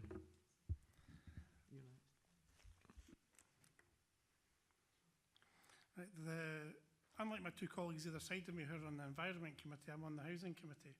So I've asked all my housing questions already. Now I've got some environment questions. But what I also want to suggest before I do that is that this will seem to be a common factor that will go on as you have a joint brief and do joint reports, that members, elected members on the opposing committee may have questions, and whether they can actually submit written questions to the other committees. I could submit written questions, and obviously then the convener and the director can look at those written questions, because otherwise I think what's going to happen is every time these come here, we're going to take the opportunity to ask the questions on the committee we're not at, even though we've read the paper. So I see this as a recurring thing where I think there's a better solution and input from elected members in a positive way. could do that, or you could ask one of your colleagues to ask the question that's on the committee. Again, I'm happy to look at any, sort of approach. As Sheena was saying, we're happy to look at any, sort of way that would get the information, sort of in about the work of the service to as many elected members as possible. I'm happy to do it. Part of the issue will always be, and it was like this before, sort of with the old Environment Service, we had an Environment Committee, and we also had an Enterprise and Infrastructure Committee, and sometimes reports went to Community Safety as well. So we have taken an approach, sort of to align sort of the comments and the targets to particular committees, but we're happy to look at how we can do that and improve that in the future. So the question I have is actually, is a benefit of the two services being linked together, and that the Environment Service has a responsibility to reduce emissions and have energy strategies and reduce energy consumption, and then we actually build houses, we build social houses, and we put people in them and we collect their rent, and we do that very well. Why are we not putting solar panels on these new houses? When we build them, make it as a standard for all new social housing to put solar panels on them, so that both these actual commitments and demands on us as a council are met in one fair swoop. Okay, thank you for your question. I probably will ask my colleague John to get back to you with a more detailed answer to that in the future. But basically, in terms of the energy efficiency standards of our new build housing, they're of such a level that solar panels on the properties aren't deemed to be necessary. But what I can do is get some more detailed information to you around and about that. That's obviously a similar answer I got on the Housing Committee, which I expected. But I'm thinking about our tenants who are in social housing, are in the lower socioeconomic groups within our society, and they need their money and their income to go as far as possible. And us actually putting solar panels on their properties would reduce their spend on electric bills, even though their house is very efficient and brand new, etc. And they would then spend that money in our economy, which is another purpose of this council, to stimulate our economy and stimulate growth. So I think there's lots of dominoes get knocked over if we do this simple thing. I understand the practical and building reasons for not necessarily doing it, but I think the consequences of doing it have a massive benefit to the things that we want to do. If I can, sort of attempt, and it probably is just the start of an answer to this question. And again, I think that, sort of there are, sort of opportunities with the new service. We have a very strong, sort of energy team within, sort of the old environment, and equally, sort of the improvements team and the people responsible for new builds are very, very focused on making those builds as energy efficient as possible. We have not installed a lot of, sort of photovoltaic, units on buildings because the payback period is not particularly strong for ourselves. And I would imagine that, sort of knowing John Cruikshank and the work that he does, if that's not going to be a viable option to reduce costs for tenants, then that's why he's not doing it. But as Claire says, we will get back, to you with a firmer answer. My second question focuses on community safety messaging, where the report mentions the provision of community alarms.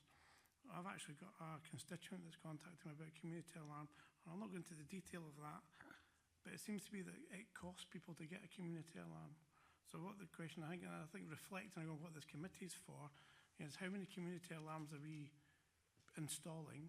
How many people are getting these installed free? How many are having to pay for them? And what's the cost to the council? Obviously, I'm not on the Environment Committee, so I don't see any of this type of stuff up until now. But I think the answer may reflect on how I'll be able to speak to my constituent as well. Okay, thank you for that question. I think that community alarms doesn't fall within the remit of either housing or environment. Community alarm would be part of adult care, but we will find that information out for you and come back to you.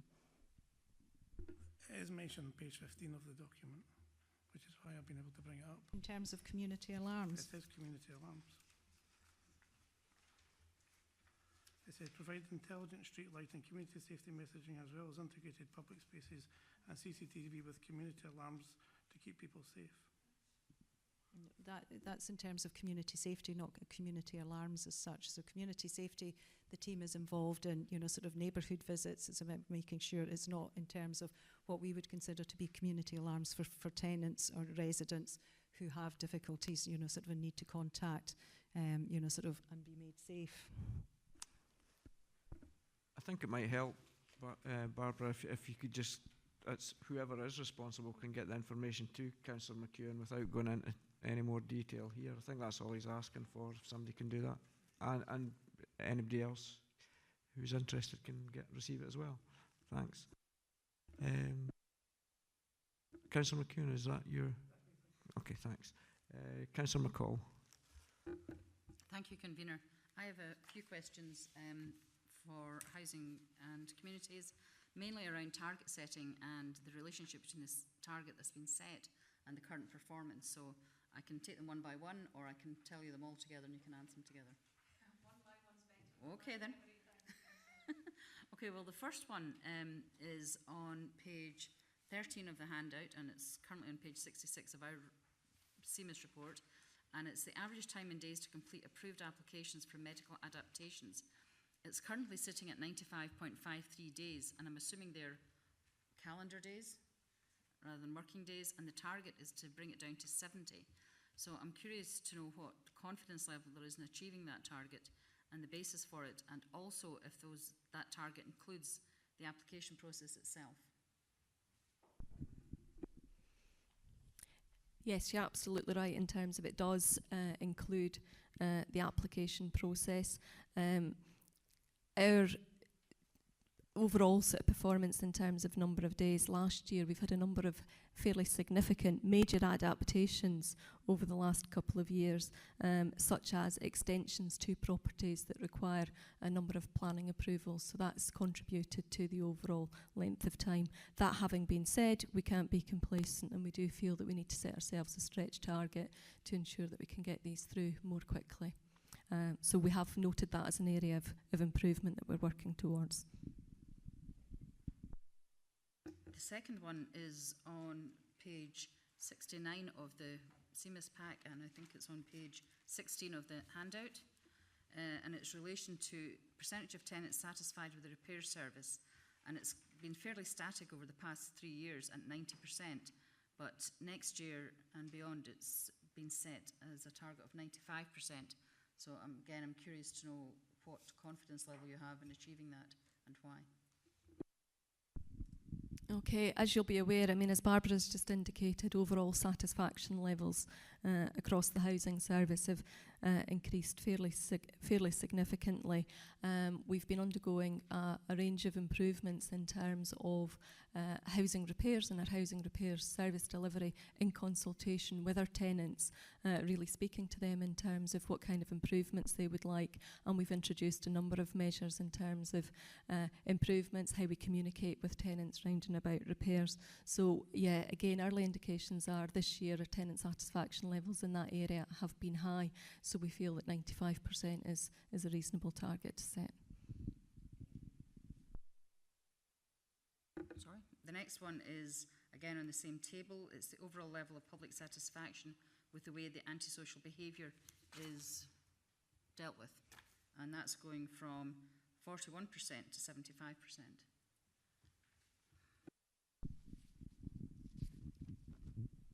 Okay, the overall level of public satisfaction with the way antisocial behaviour has been dealt with. Overall, as you'll see in previous years and certainly in last year, overall satisfaction levels were not as high as we would have liked. The system previously, in terms of gaining satisfaction levels, was relatively old-fashioned. It was a postal questionnaire. We received a very low response rate from people using the service, and then corresponding low levels of satisfaction. So a new methodology has been adopted during the current year, whereby supervisors within the service are contacting residents, and we're undertaking a more qualitative survey and more a more in-depth approach to receiving feedback. And again, indications year to date are that we have had improved satisfaction levels in that area. Thank you. And my final question really is not directly related to Councillor Duggins, but as perhaps a consequence of it. My caseload is getting particularly heavy with tenants particularly homeless tenants being granted allocated homes, but then finding that they're not clean, that they require significant decorating and sometimes a lot of snagging and repairs. So the length of time between when they actually get the keys and when they can move in can be quite a few weeks. So I'm just wondering if you have any statistics on that and how you can improve that part of the service. Okay, and again, as Barbara indicated, overall tenant satisfaction levels with the quality of homes is very high. I absolutely would agree with you in terms of our lettable standard. Our lettable standard, and that's the standard of the tenancy at the point that we hand over to our tenants, was agreed with our tenants, and all of our properties do meet that lettable standard. That having been said, we absolutely feel that what we could be doing in terms of ensuring tenancy sustainability going forward is having a higher quality of offer going forward. And the workshops that I've just described earlier in answer to Councillor Dugan's questions, that is one area that we are really focusing on in terms of should we be doing more painter work within the properties. Some of the properties are very old. Skirtings have obviously been on for a long time, and with numerous coats of paint, maybe it's time for us to do some replacement work. So part of the reason in terms of the targets, and it's that balance between performance, cost and quality of offer. The quality of offer really comes into play here, and that again is one of the reasons we want to offer to up the standard of accommodation at the point of offer, and that will be reflected going forward. We will, however, need to consult with our tenants on that, and that will one of the areas we'll be discussing with them at the event that we're having in October. Okay, I think the issue here though is that these are people who are not tenants, or perhaps been allocated housing for the first time. So you can't really consult with people on the waiting list, and that it's very often the most vulnerable people who are homeless, who have very little access to independent resources of their own, and are finding that their homes are not ready to move into because there's significant work to be done, and that the allocation of paint packs, for example, are inadequate, given the nature of the condition they find the property in. So I'm just curious to know if there's a statistic available, or if you measure when tenants are given the keys and when they can actually move into the properties. When tenants are handed the keys, they can move in at any time from that. Absolutely accept that the number of supports that some of our more vulnerable tenants need in terms of securing community care grants, carpeting, and so on. And that is an area that we do support. I don't have a stat in terms of the actual move-in date. Tenants take the keys on and the tenancy starts from that date. But as I said, it is an area that we're looking at. Thank you. I'll pass on some of my cases to you then.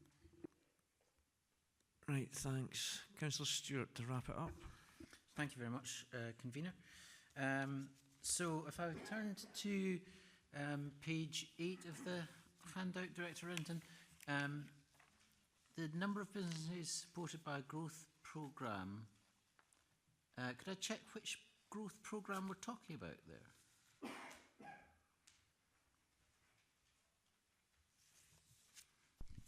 There are a number, principally LEADER and European Social Fund, ESF funding. Okay, thanks. And over the page, the area of available service land, service business land, 81.2 hectares this year with a target of 14.9 next year.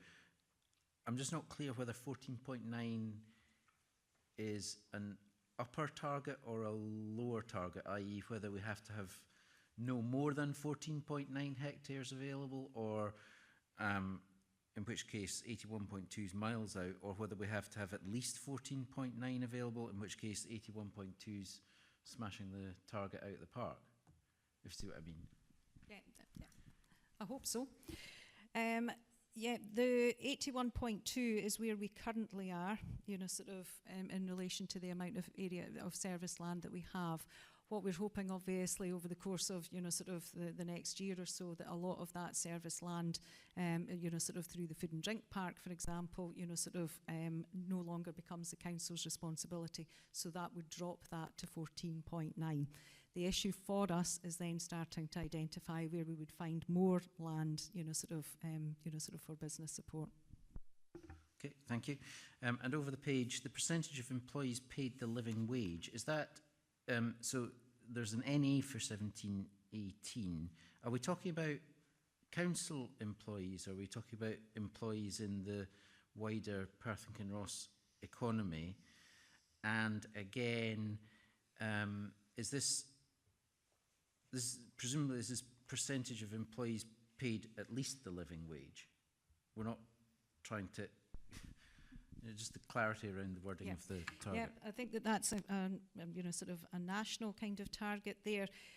My understanding is it's the percentage of employees across Perth and Kinross, and the reason for NA is it means it's not it means not available, not applicable.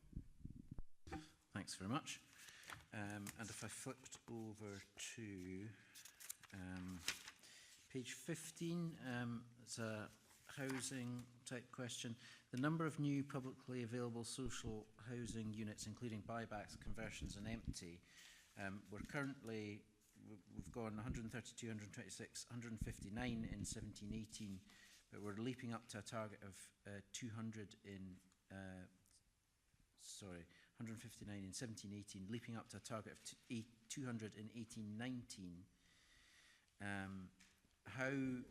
How are we going to achieve that? And if we're providing that if that includes buybacks from the private sector, how are we potentially distorting the local housing market at that lower end of the market?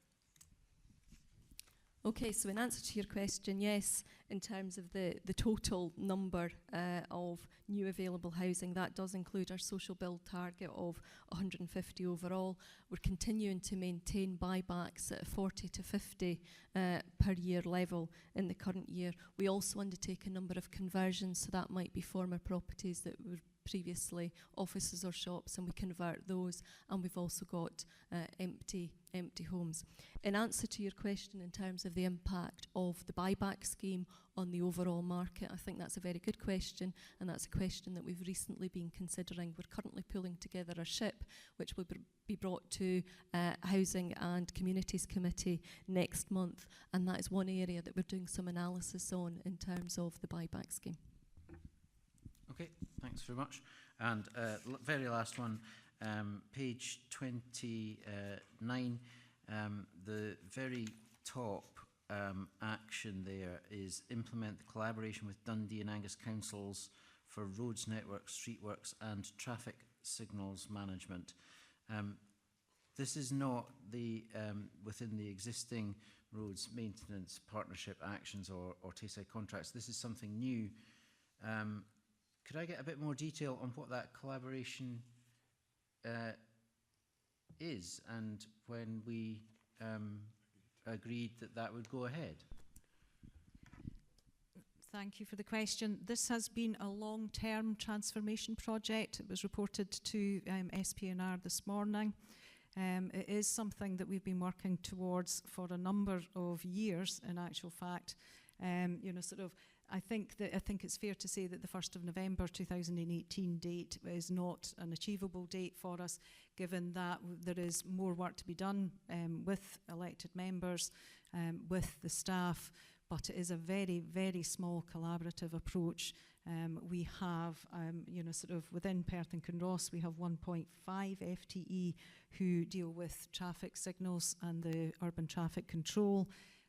Within Angus, because there's only, they keep telling me, one set of traffic lights in the whole of Angus, but in Dundee there's a significant, workforce, so it was to support, better to make sure that we had a much more flexible approach to being able to deal with traffic signals across all 3 local authority areas.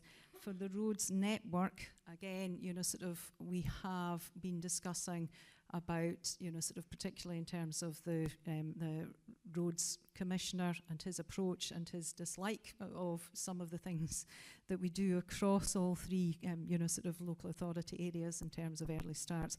And it was to do with, you know, how could we improve our performance in a much more cohesive way across all three local authorities. But I accept that we're not, the 1st of November is not a date that we will be going for a start, because we need to do a bit more work in terms of what that means. But again, it has been and regularly reported through SPNR and through the Modernising Governance MOG as a transformation project. Okay, and can I just check, has the collaboration been, the agreement been entered into as it stands with Dundee and Angus Council? I mean, is there a signed, you know, document or service level agreement, or who does what within that No, programme? what we're at the stage of is where we think that the, you know, sort of who does what we'd be suggesting, because the workforce is much higher in Dundee, then Dundee would take the lead for the urban traffic control, but because of our, you know, sort of better reputation in terms of traffic and network, but the network management, you know, sort of that would fall to a lead for Perth and Kinross. But that's just, you know, a proposal. Okay, thank you. It's all right, okay, sorry. So if that's just a proposal, when would we be anticipating entering into that agreement with Dundee and Angus? Again, I think that would be subject to report to E&I committee, possibly in November. But we need to do some more work with elected members about that. Okay, thank you. Okay, thanks. Are there any comments? Actually, convener, the vice convener asked the two questions that I wanted to ask on the Housing and Communities Committee, which I didn't get a chance before, but I just wanted some clarification, because the plan I've got differs to this plan in terms of two of the points I was going to make, and it might be because target setting was not appropriate. It was to do with the number of households presenting as homeless and applicants assessed as homeless. They're not in these figures, but they were in the earlier figures, and I presume they're not in because target setting was not appropriate. I just wanted some clarity on that. Yes, that's correct, Councillor Barnacle. It was when we went from the revision of the, you know, sort of from the one that was unfortunately circulated to the final version. We were looking at that. We don't think it's appropriate, neither does the Scottish Housing Regulator, to set a target for homelessness. There is a danger that if we do that, you know, sort of that we become focused on process rather than delivering the outcomes that we are experiencing homelessness or potentially experiencing homelessness. Any other comments, Chris? It's just a very trivial comment. I like to see the acronyms explained at the back, and I wish that could be applied to other committee reports as well. Okay, that's a good point. Right, we can note the report. Good. Okay, we're on to paper 7, which is the CADS BMAP, which Lorna will introduce. This paper was in front of us in SPNR this morning. I have to report there were no questions, so we'll see how it moves on today in the afternoon. Thank you, Convener. The report before you, as you see, is a summary of all the activities that occur within corporate and democratic services, and you'll see from the extensive list there are a lot of activities within each of the broad areas of the service. So as well as describing the kind of core functions and operations within corporate and democratic services, we also identify a range of priorities for the next 3 years, although a lot of them are actually occurring within the next year. But for some that are linked to 3-year strategies, they cover the longer period. So there's a summary which is in the main text of the document, and then the action plan at the back, which goes through the very specifics around the outcomes we're wanting to achieve, some specific actions for the next 3 years, and who's going to be responsible for delivering those. It's worth noting that those actions reflect the summary of improvements that are identified within Paper 8, the best value audit. So there should be, there is a link between the two papers. But that's the layout of this plan, which is, I think, slightly different to previous plans, and hopefully gives an overall picture of some of the work and priorities of the service over the next 3 years. Thanks, Lorna. Are there any questions on this report? Councillor Dugan. Yeah, thanks, Convener. It's page... oh gosh, what page is it? Bear with me, Convener, I'm sorry.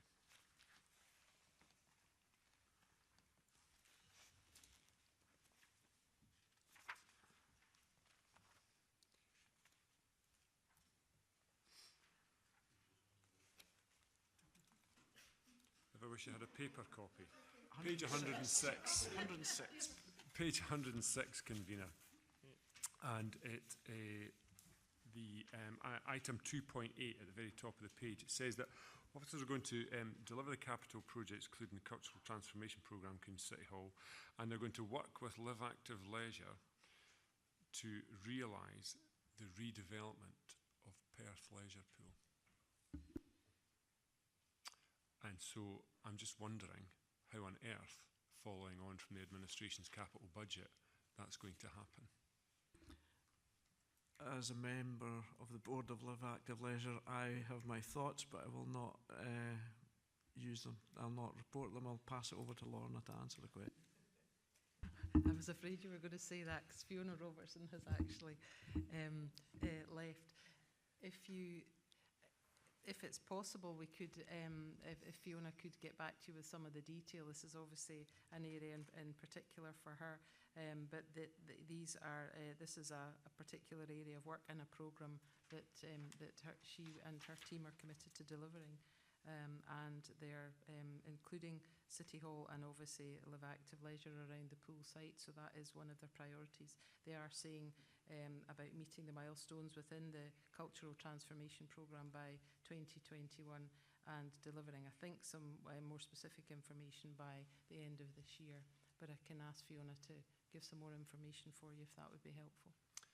Yeah, thanks, Convener. I think it's a shame that we can't get an answer to a question of that order and that magnitude. It's a very important issue for Perth and District, and it seems to me that officers sooner or later are going to have to concede that in the absence of that £5 million, PH2O is going nowhere.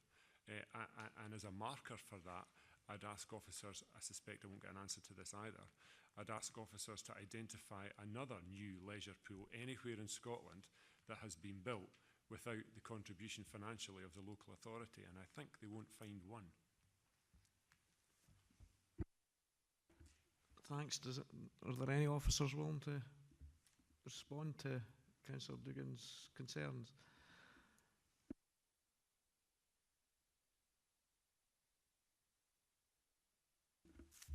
Okay. Are there any other questions? I'm still on questions. Barnacle. Yeah, mine is in relation to an item on page 104, para 1.2. It talks about empowering communities supported by new ways of working and refers to the 2018 review commissioned from What Works Scotland. My concern with that, and I've picked it up from comments made not only by myself but community councils, is to try and sort out the relationship between action partnerships and community councils, because community councils sometimes feel that they are being, to a certain extent, superseded by action partnerships, and I hope that's not the case.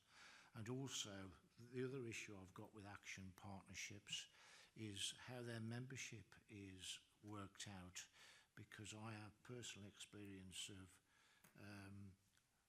valid people being put forward for membership and being rejected, and I don't understand how that process works. So I have a real issue with the phrase empowering communities and in relation to the way community councils have been dealt with under that review. It's probably a comment, but I would like a response to that. Okay. Thank you, Convener. I think, as you know, some of the community councils are linked into the locality action partnerships, so they have a voice within those. But it is important that they, along with other local community groups, have a say in the activities and the priorities within each of the partnerships. I think this particular action, as you know, we commissioned What Works Scotland to prepare a report for us just on the functioning of the locality action partnerships, and they've got a series of recommendations which through this action we are suggesting would be progressed through the locality action partnerships. But that's not to say that the voices of community councils and other local groups wouldn't and shouldn't be represented. They will be included in all of that, and the recommendations, there's a range of them, are quite, they cover a number of specific themes, so that would include discussions and feedback from community councils. So it's not a matter of marginalising any groups, it's taking forward the recommendations and making sure that locally people are, have agreed priorities to meet the recommendations of this important report, I think, which has previously come either to SPNR or to council. So you'll be aware of some of the key elements of that report. Just further to that is the delivery timescale for the implementation of the Community Investment Fund. It seems to say 2019, 2020. I thought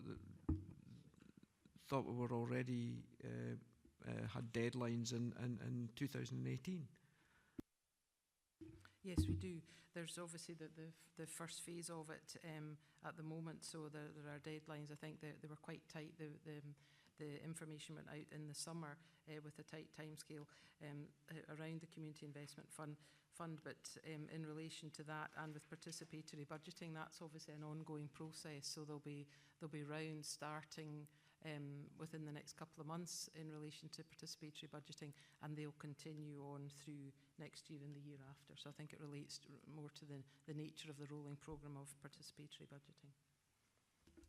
Thanks.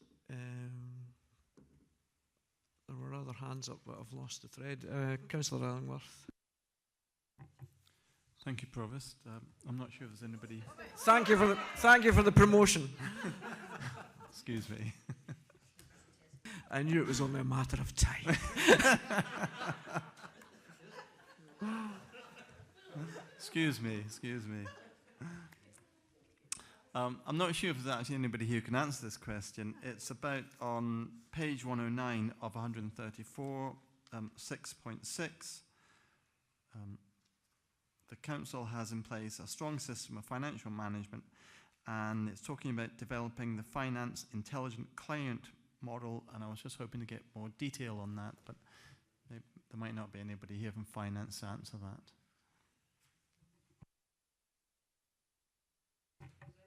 .6. I think Barbara would like to respond to you. Yes, I will attempt to. Over a large number of years, then, sort of every service has benefited from a financial controller, sort of who works with the service but works very, very closely with the corporate finance team.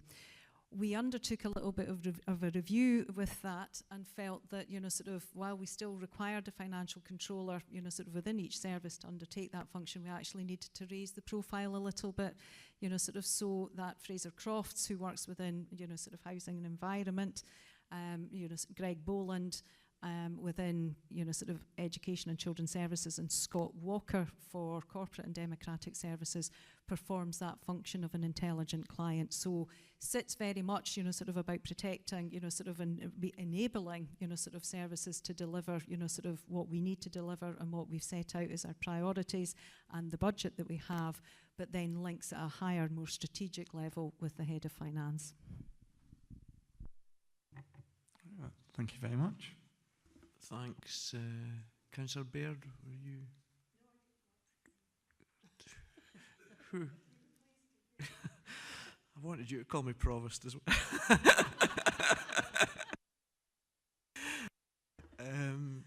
Any other questions?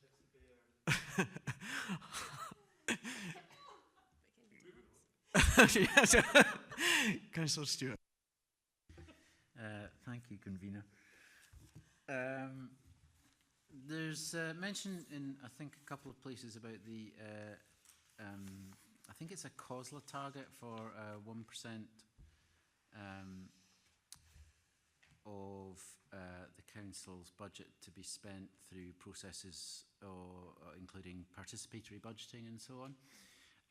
And I don't recall ever seeing a figure for what we're actually running at, because I know that we do some elements of participatory budgeting, and I just wondered, you know, what the actual, it won't be a very big percentage, it won't be near 1%, but I just wondered if we knew what the number was. I thought it was about 1%, but I'll pass over if MD is aware of it. So point less. Something, yeah, point something. Numbers, because we're only in our, we've just done 2 years of participatory budgeting, so the first year was quite small. So I think the action partnerships have around, I think 40 to 50,000 previously allocated, and I think around 10% was for 10,000 was for participatory budgeting, so quite small numbers. But it's the government has set the 1% target to encourage locally, encourage councils to allocate a larger proportion. But yes, it's quite small at the moment, so that there will be a challenge to identify the sums of money and then have that allocated. And is there I have in mind that there's a year set by which we should be achieving 1%, and I just wondered we will be quite far off, not quite far off. How on track we are, you know, in terms of a trajectory to get to 1% by, you know, when that would happen. I think that's a piece of work that we'll need to do. I don't think there's an actual date being set as yet, so it's just it's initially a suggestion and now more of a recommendation that should happen. So I think that's the whole timetabling of that, and it would have to be worked out. But I don't think there's a specific date yet being set. Okay, thank you. Any further questions, comments? Councillor McEwen.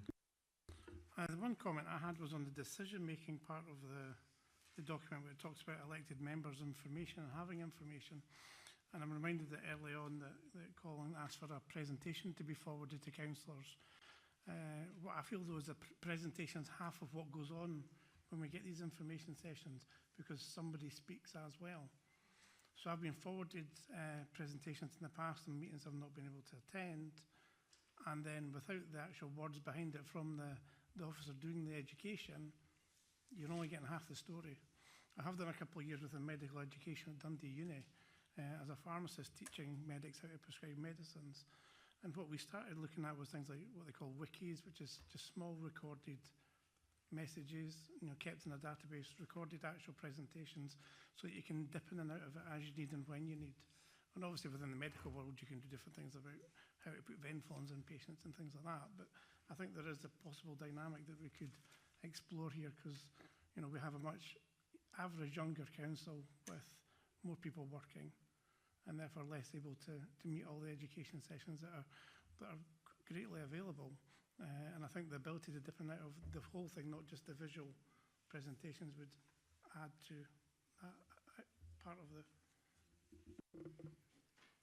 At the outset of this council last May, we gave an undertaking that we would be looking at different ways of trying to involve members in development sessions, and that included getting colleagues to do little TED Talk type things and just have those posted. And I think the one that we've managed to persuade colleagues to do was, I think, Jackie Pepper in her role as Chief Social Work Officer last December, and I think that was very well received. So it's about us continuing to develop that. There are 2 sessions that we've got in the diary, one for next week and one for the beginning of November, possibly 2 for the beginning of November, where they'll be in here, so we will have those recorded, and they'll either be up, because of the size of them, they can't be uploaded to your help and information point, but we can upload them to an area of YouTube and give you all a private direct link, which is what we've done in the past. So we're trying to keep encouraging that and get colleagues to think about different ways of ensuring that the information is presented in one format but is available in other formats. So we're trying to develop that. So thank you. Thanks, Councillor McEwen. Can we note the report? Okay, we've gone to paper 8, which is a paper on the best value assurance reports from various other councils, which will be used by Perth and Kinross to formulate a strategy moving forward for our own internal audit, which will be coming up. And I'll ask Lorna to introduce the report, please. Thank you, Convener. This report follows similar reports that the committee has received on the issues that have been presented by Audit Scotland following best value audits of a number of other councils. So the abstract just describes the reports that have been here previously for Inverclyde and Renfrewshire councils, for example.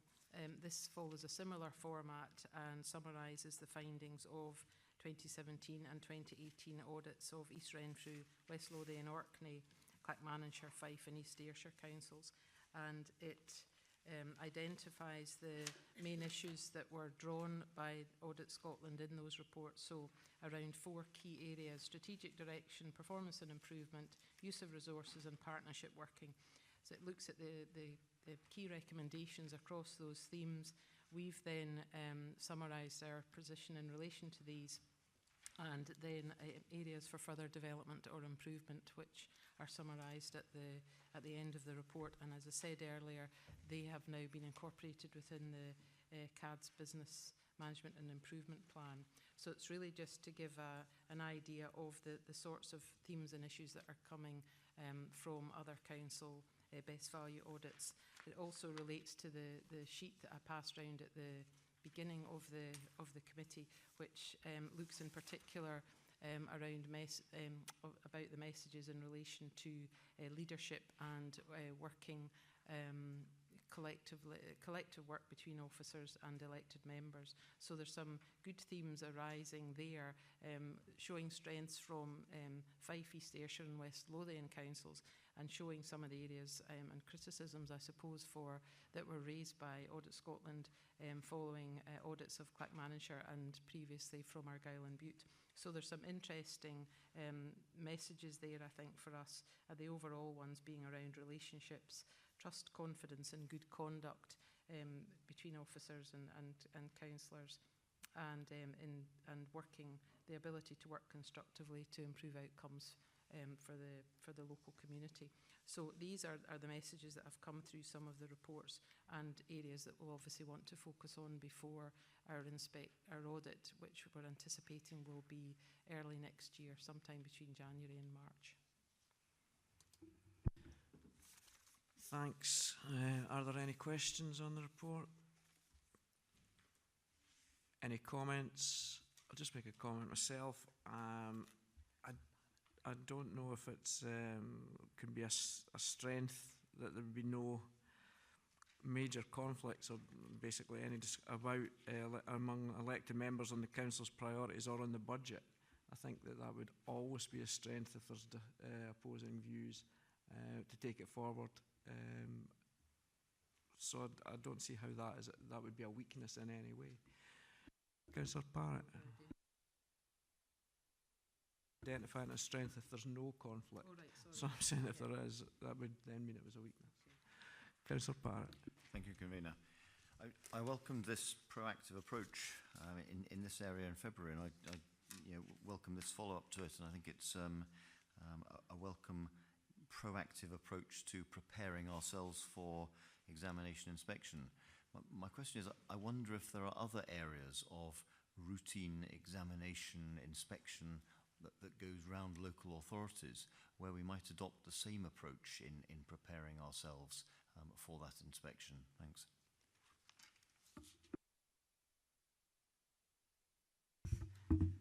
Thank you, Councillor Parrott. Are you meaning in relation to, like, the Care Commission, for example, so any other inspections that have been carried out? Any other inspection Yeah. where there's a rolling programme that goes round local authorities, whether Yeah. we can formalise our own processes.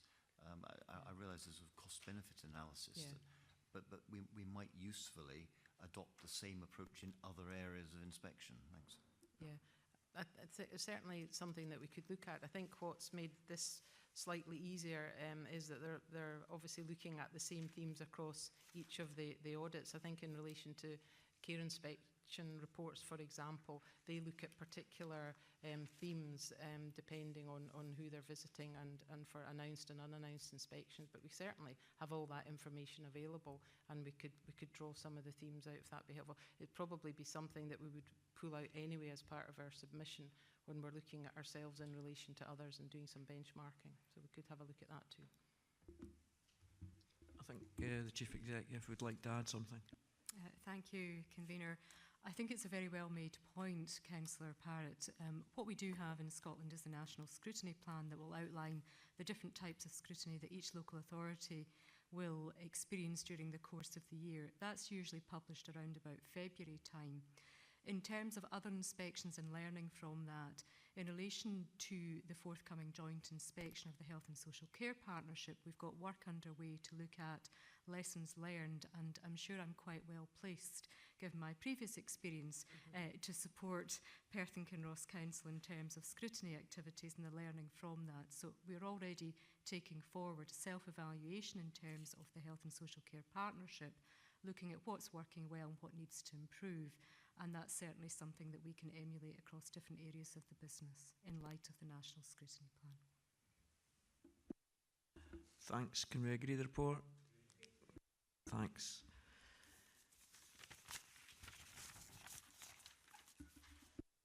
Paper 9, it's an update on the actions from and recommendations from the 6th Scrutiny Review of Planning Enforcement. And I'd like to thank Jamie for being so patient to be here, waiting on this, and I'll get him to introduce the report, please.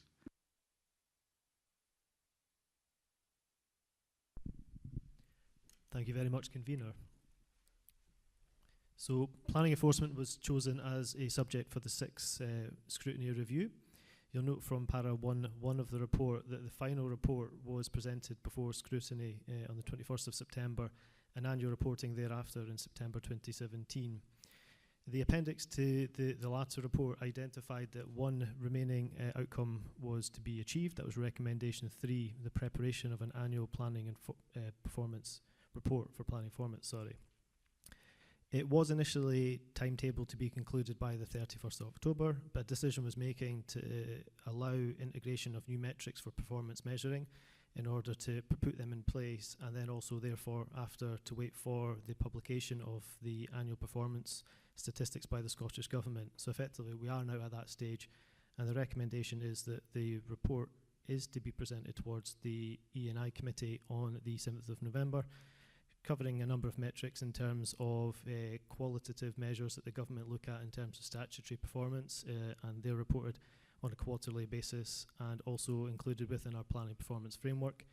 But an important aspect of the scrutiny review is also to look at the wider role and work of the planning enforcement team, so digging a little bit deeper and looking at in terms of more qualitative work. So it gives good examples and case studies and essentially celebrates aspects of the enforcement team which otherwise would not be reported. So as I said, the concluding aspect of this report is to say that it's being presented to E&I Committee on the 7th of November. Thanks, Jamie. Are there any questions on this report? Any comments?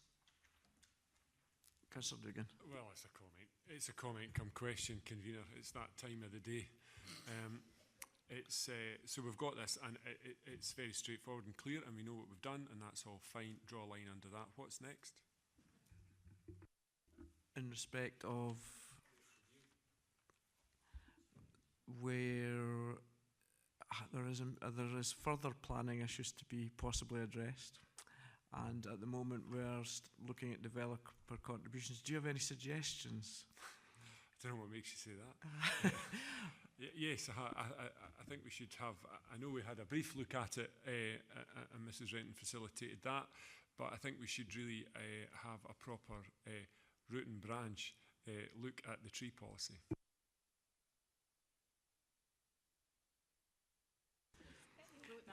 He has had 2.5 hours to prepare that comment.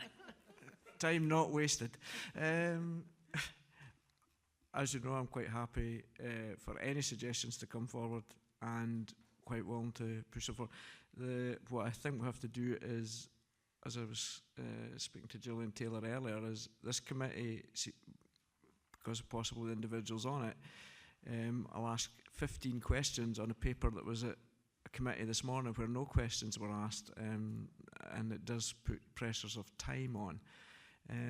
But that is no reason not to look at other issues. Just for the avoidance of doubt, Convener, it is a serious request. I think our tree policy was written in a period of time where it was no doubt fit for purpose.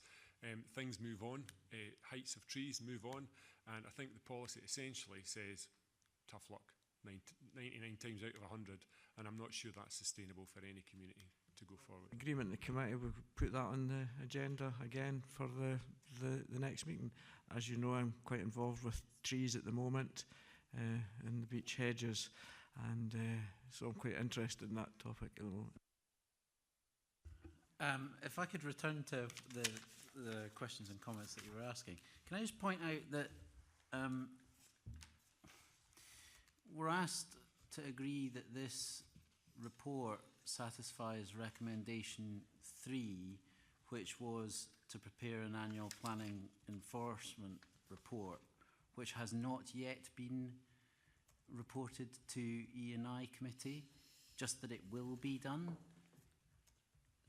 Things change. I would rather not close off an action until it has happened. If we were to have had the detail within this as an appendix to this report,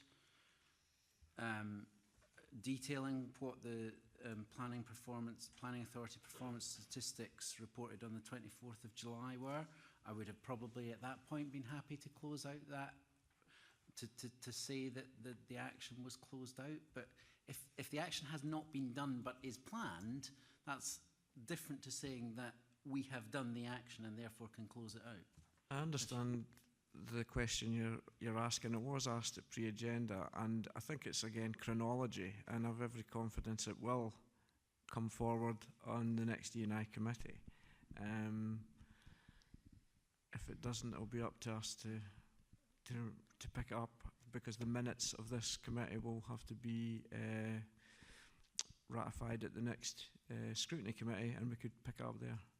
But I understand it's a matter of timing. I understand that. Could we maybe just get confirmation back that that's been done after the next the next scrutiny committee, after that E&I committee? Just confirmation. That it'll be in the minutes. That happened. Thank you. Well, I think Barbara Renton would like to make a comment as well. Okay, thank you for the question. Jamie is just showing me on screen, sort of the draft of that report. It is E&I reports meeting on Monday, unbelievably, given that the committee was just last week. And, sort of I have every confidence it will be at the committee and we will be able to fulfil, sort of that action completely. On that basis, can we agree the recommendations in this report? Thank you.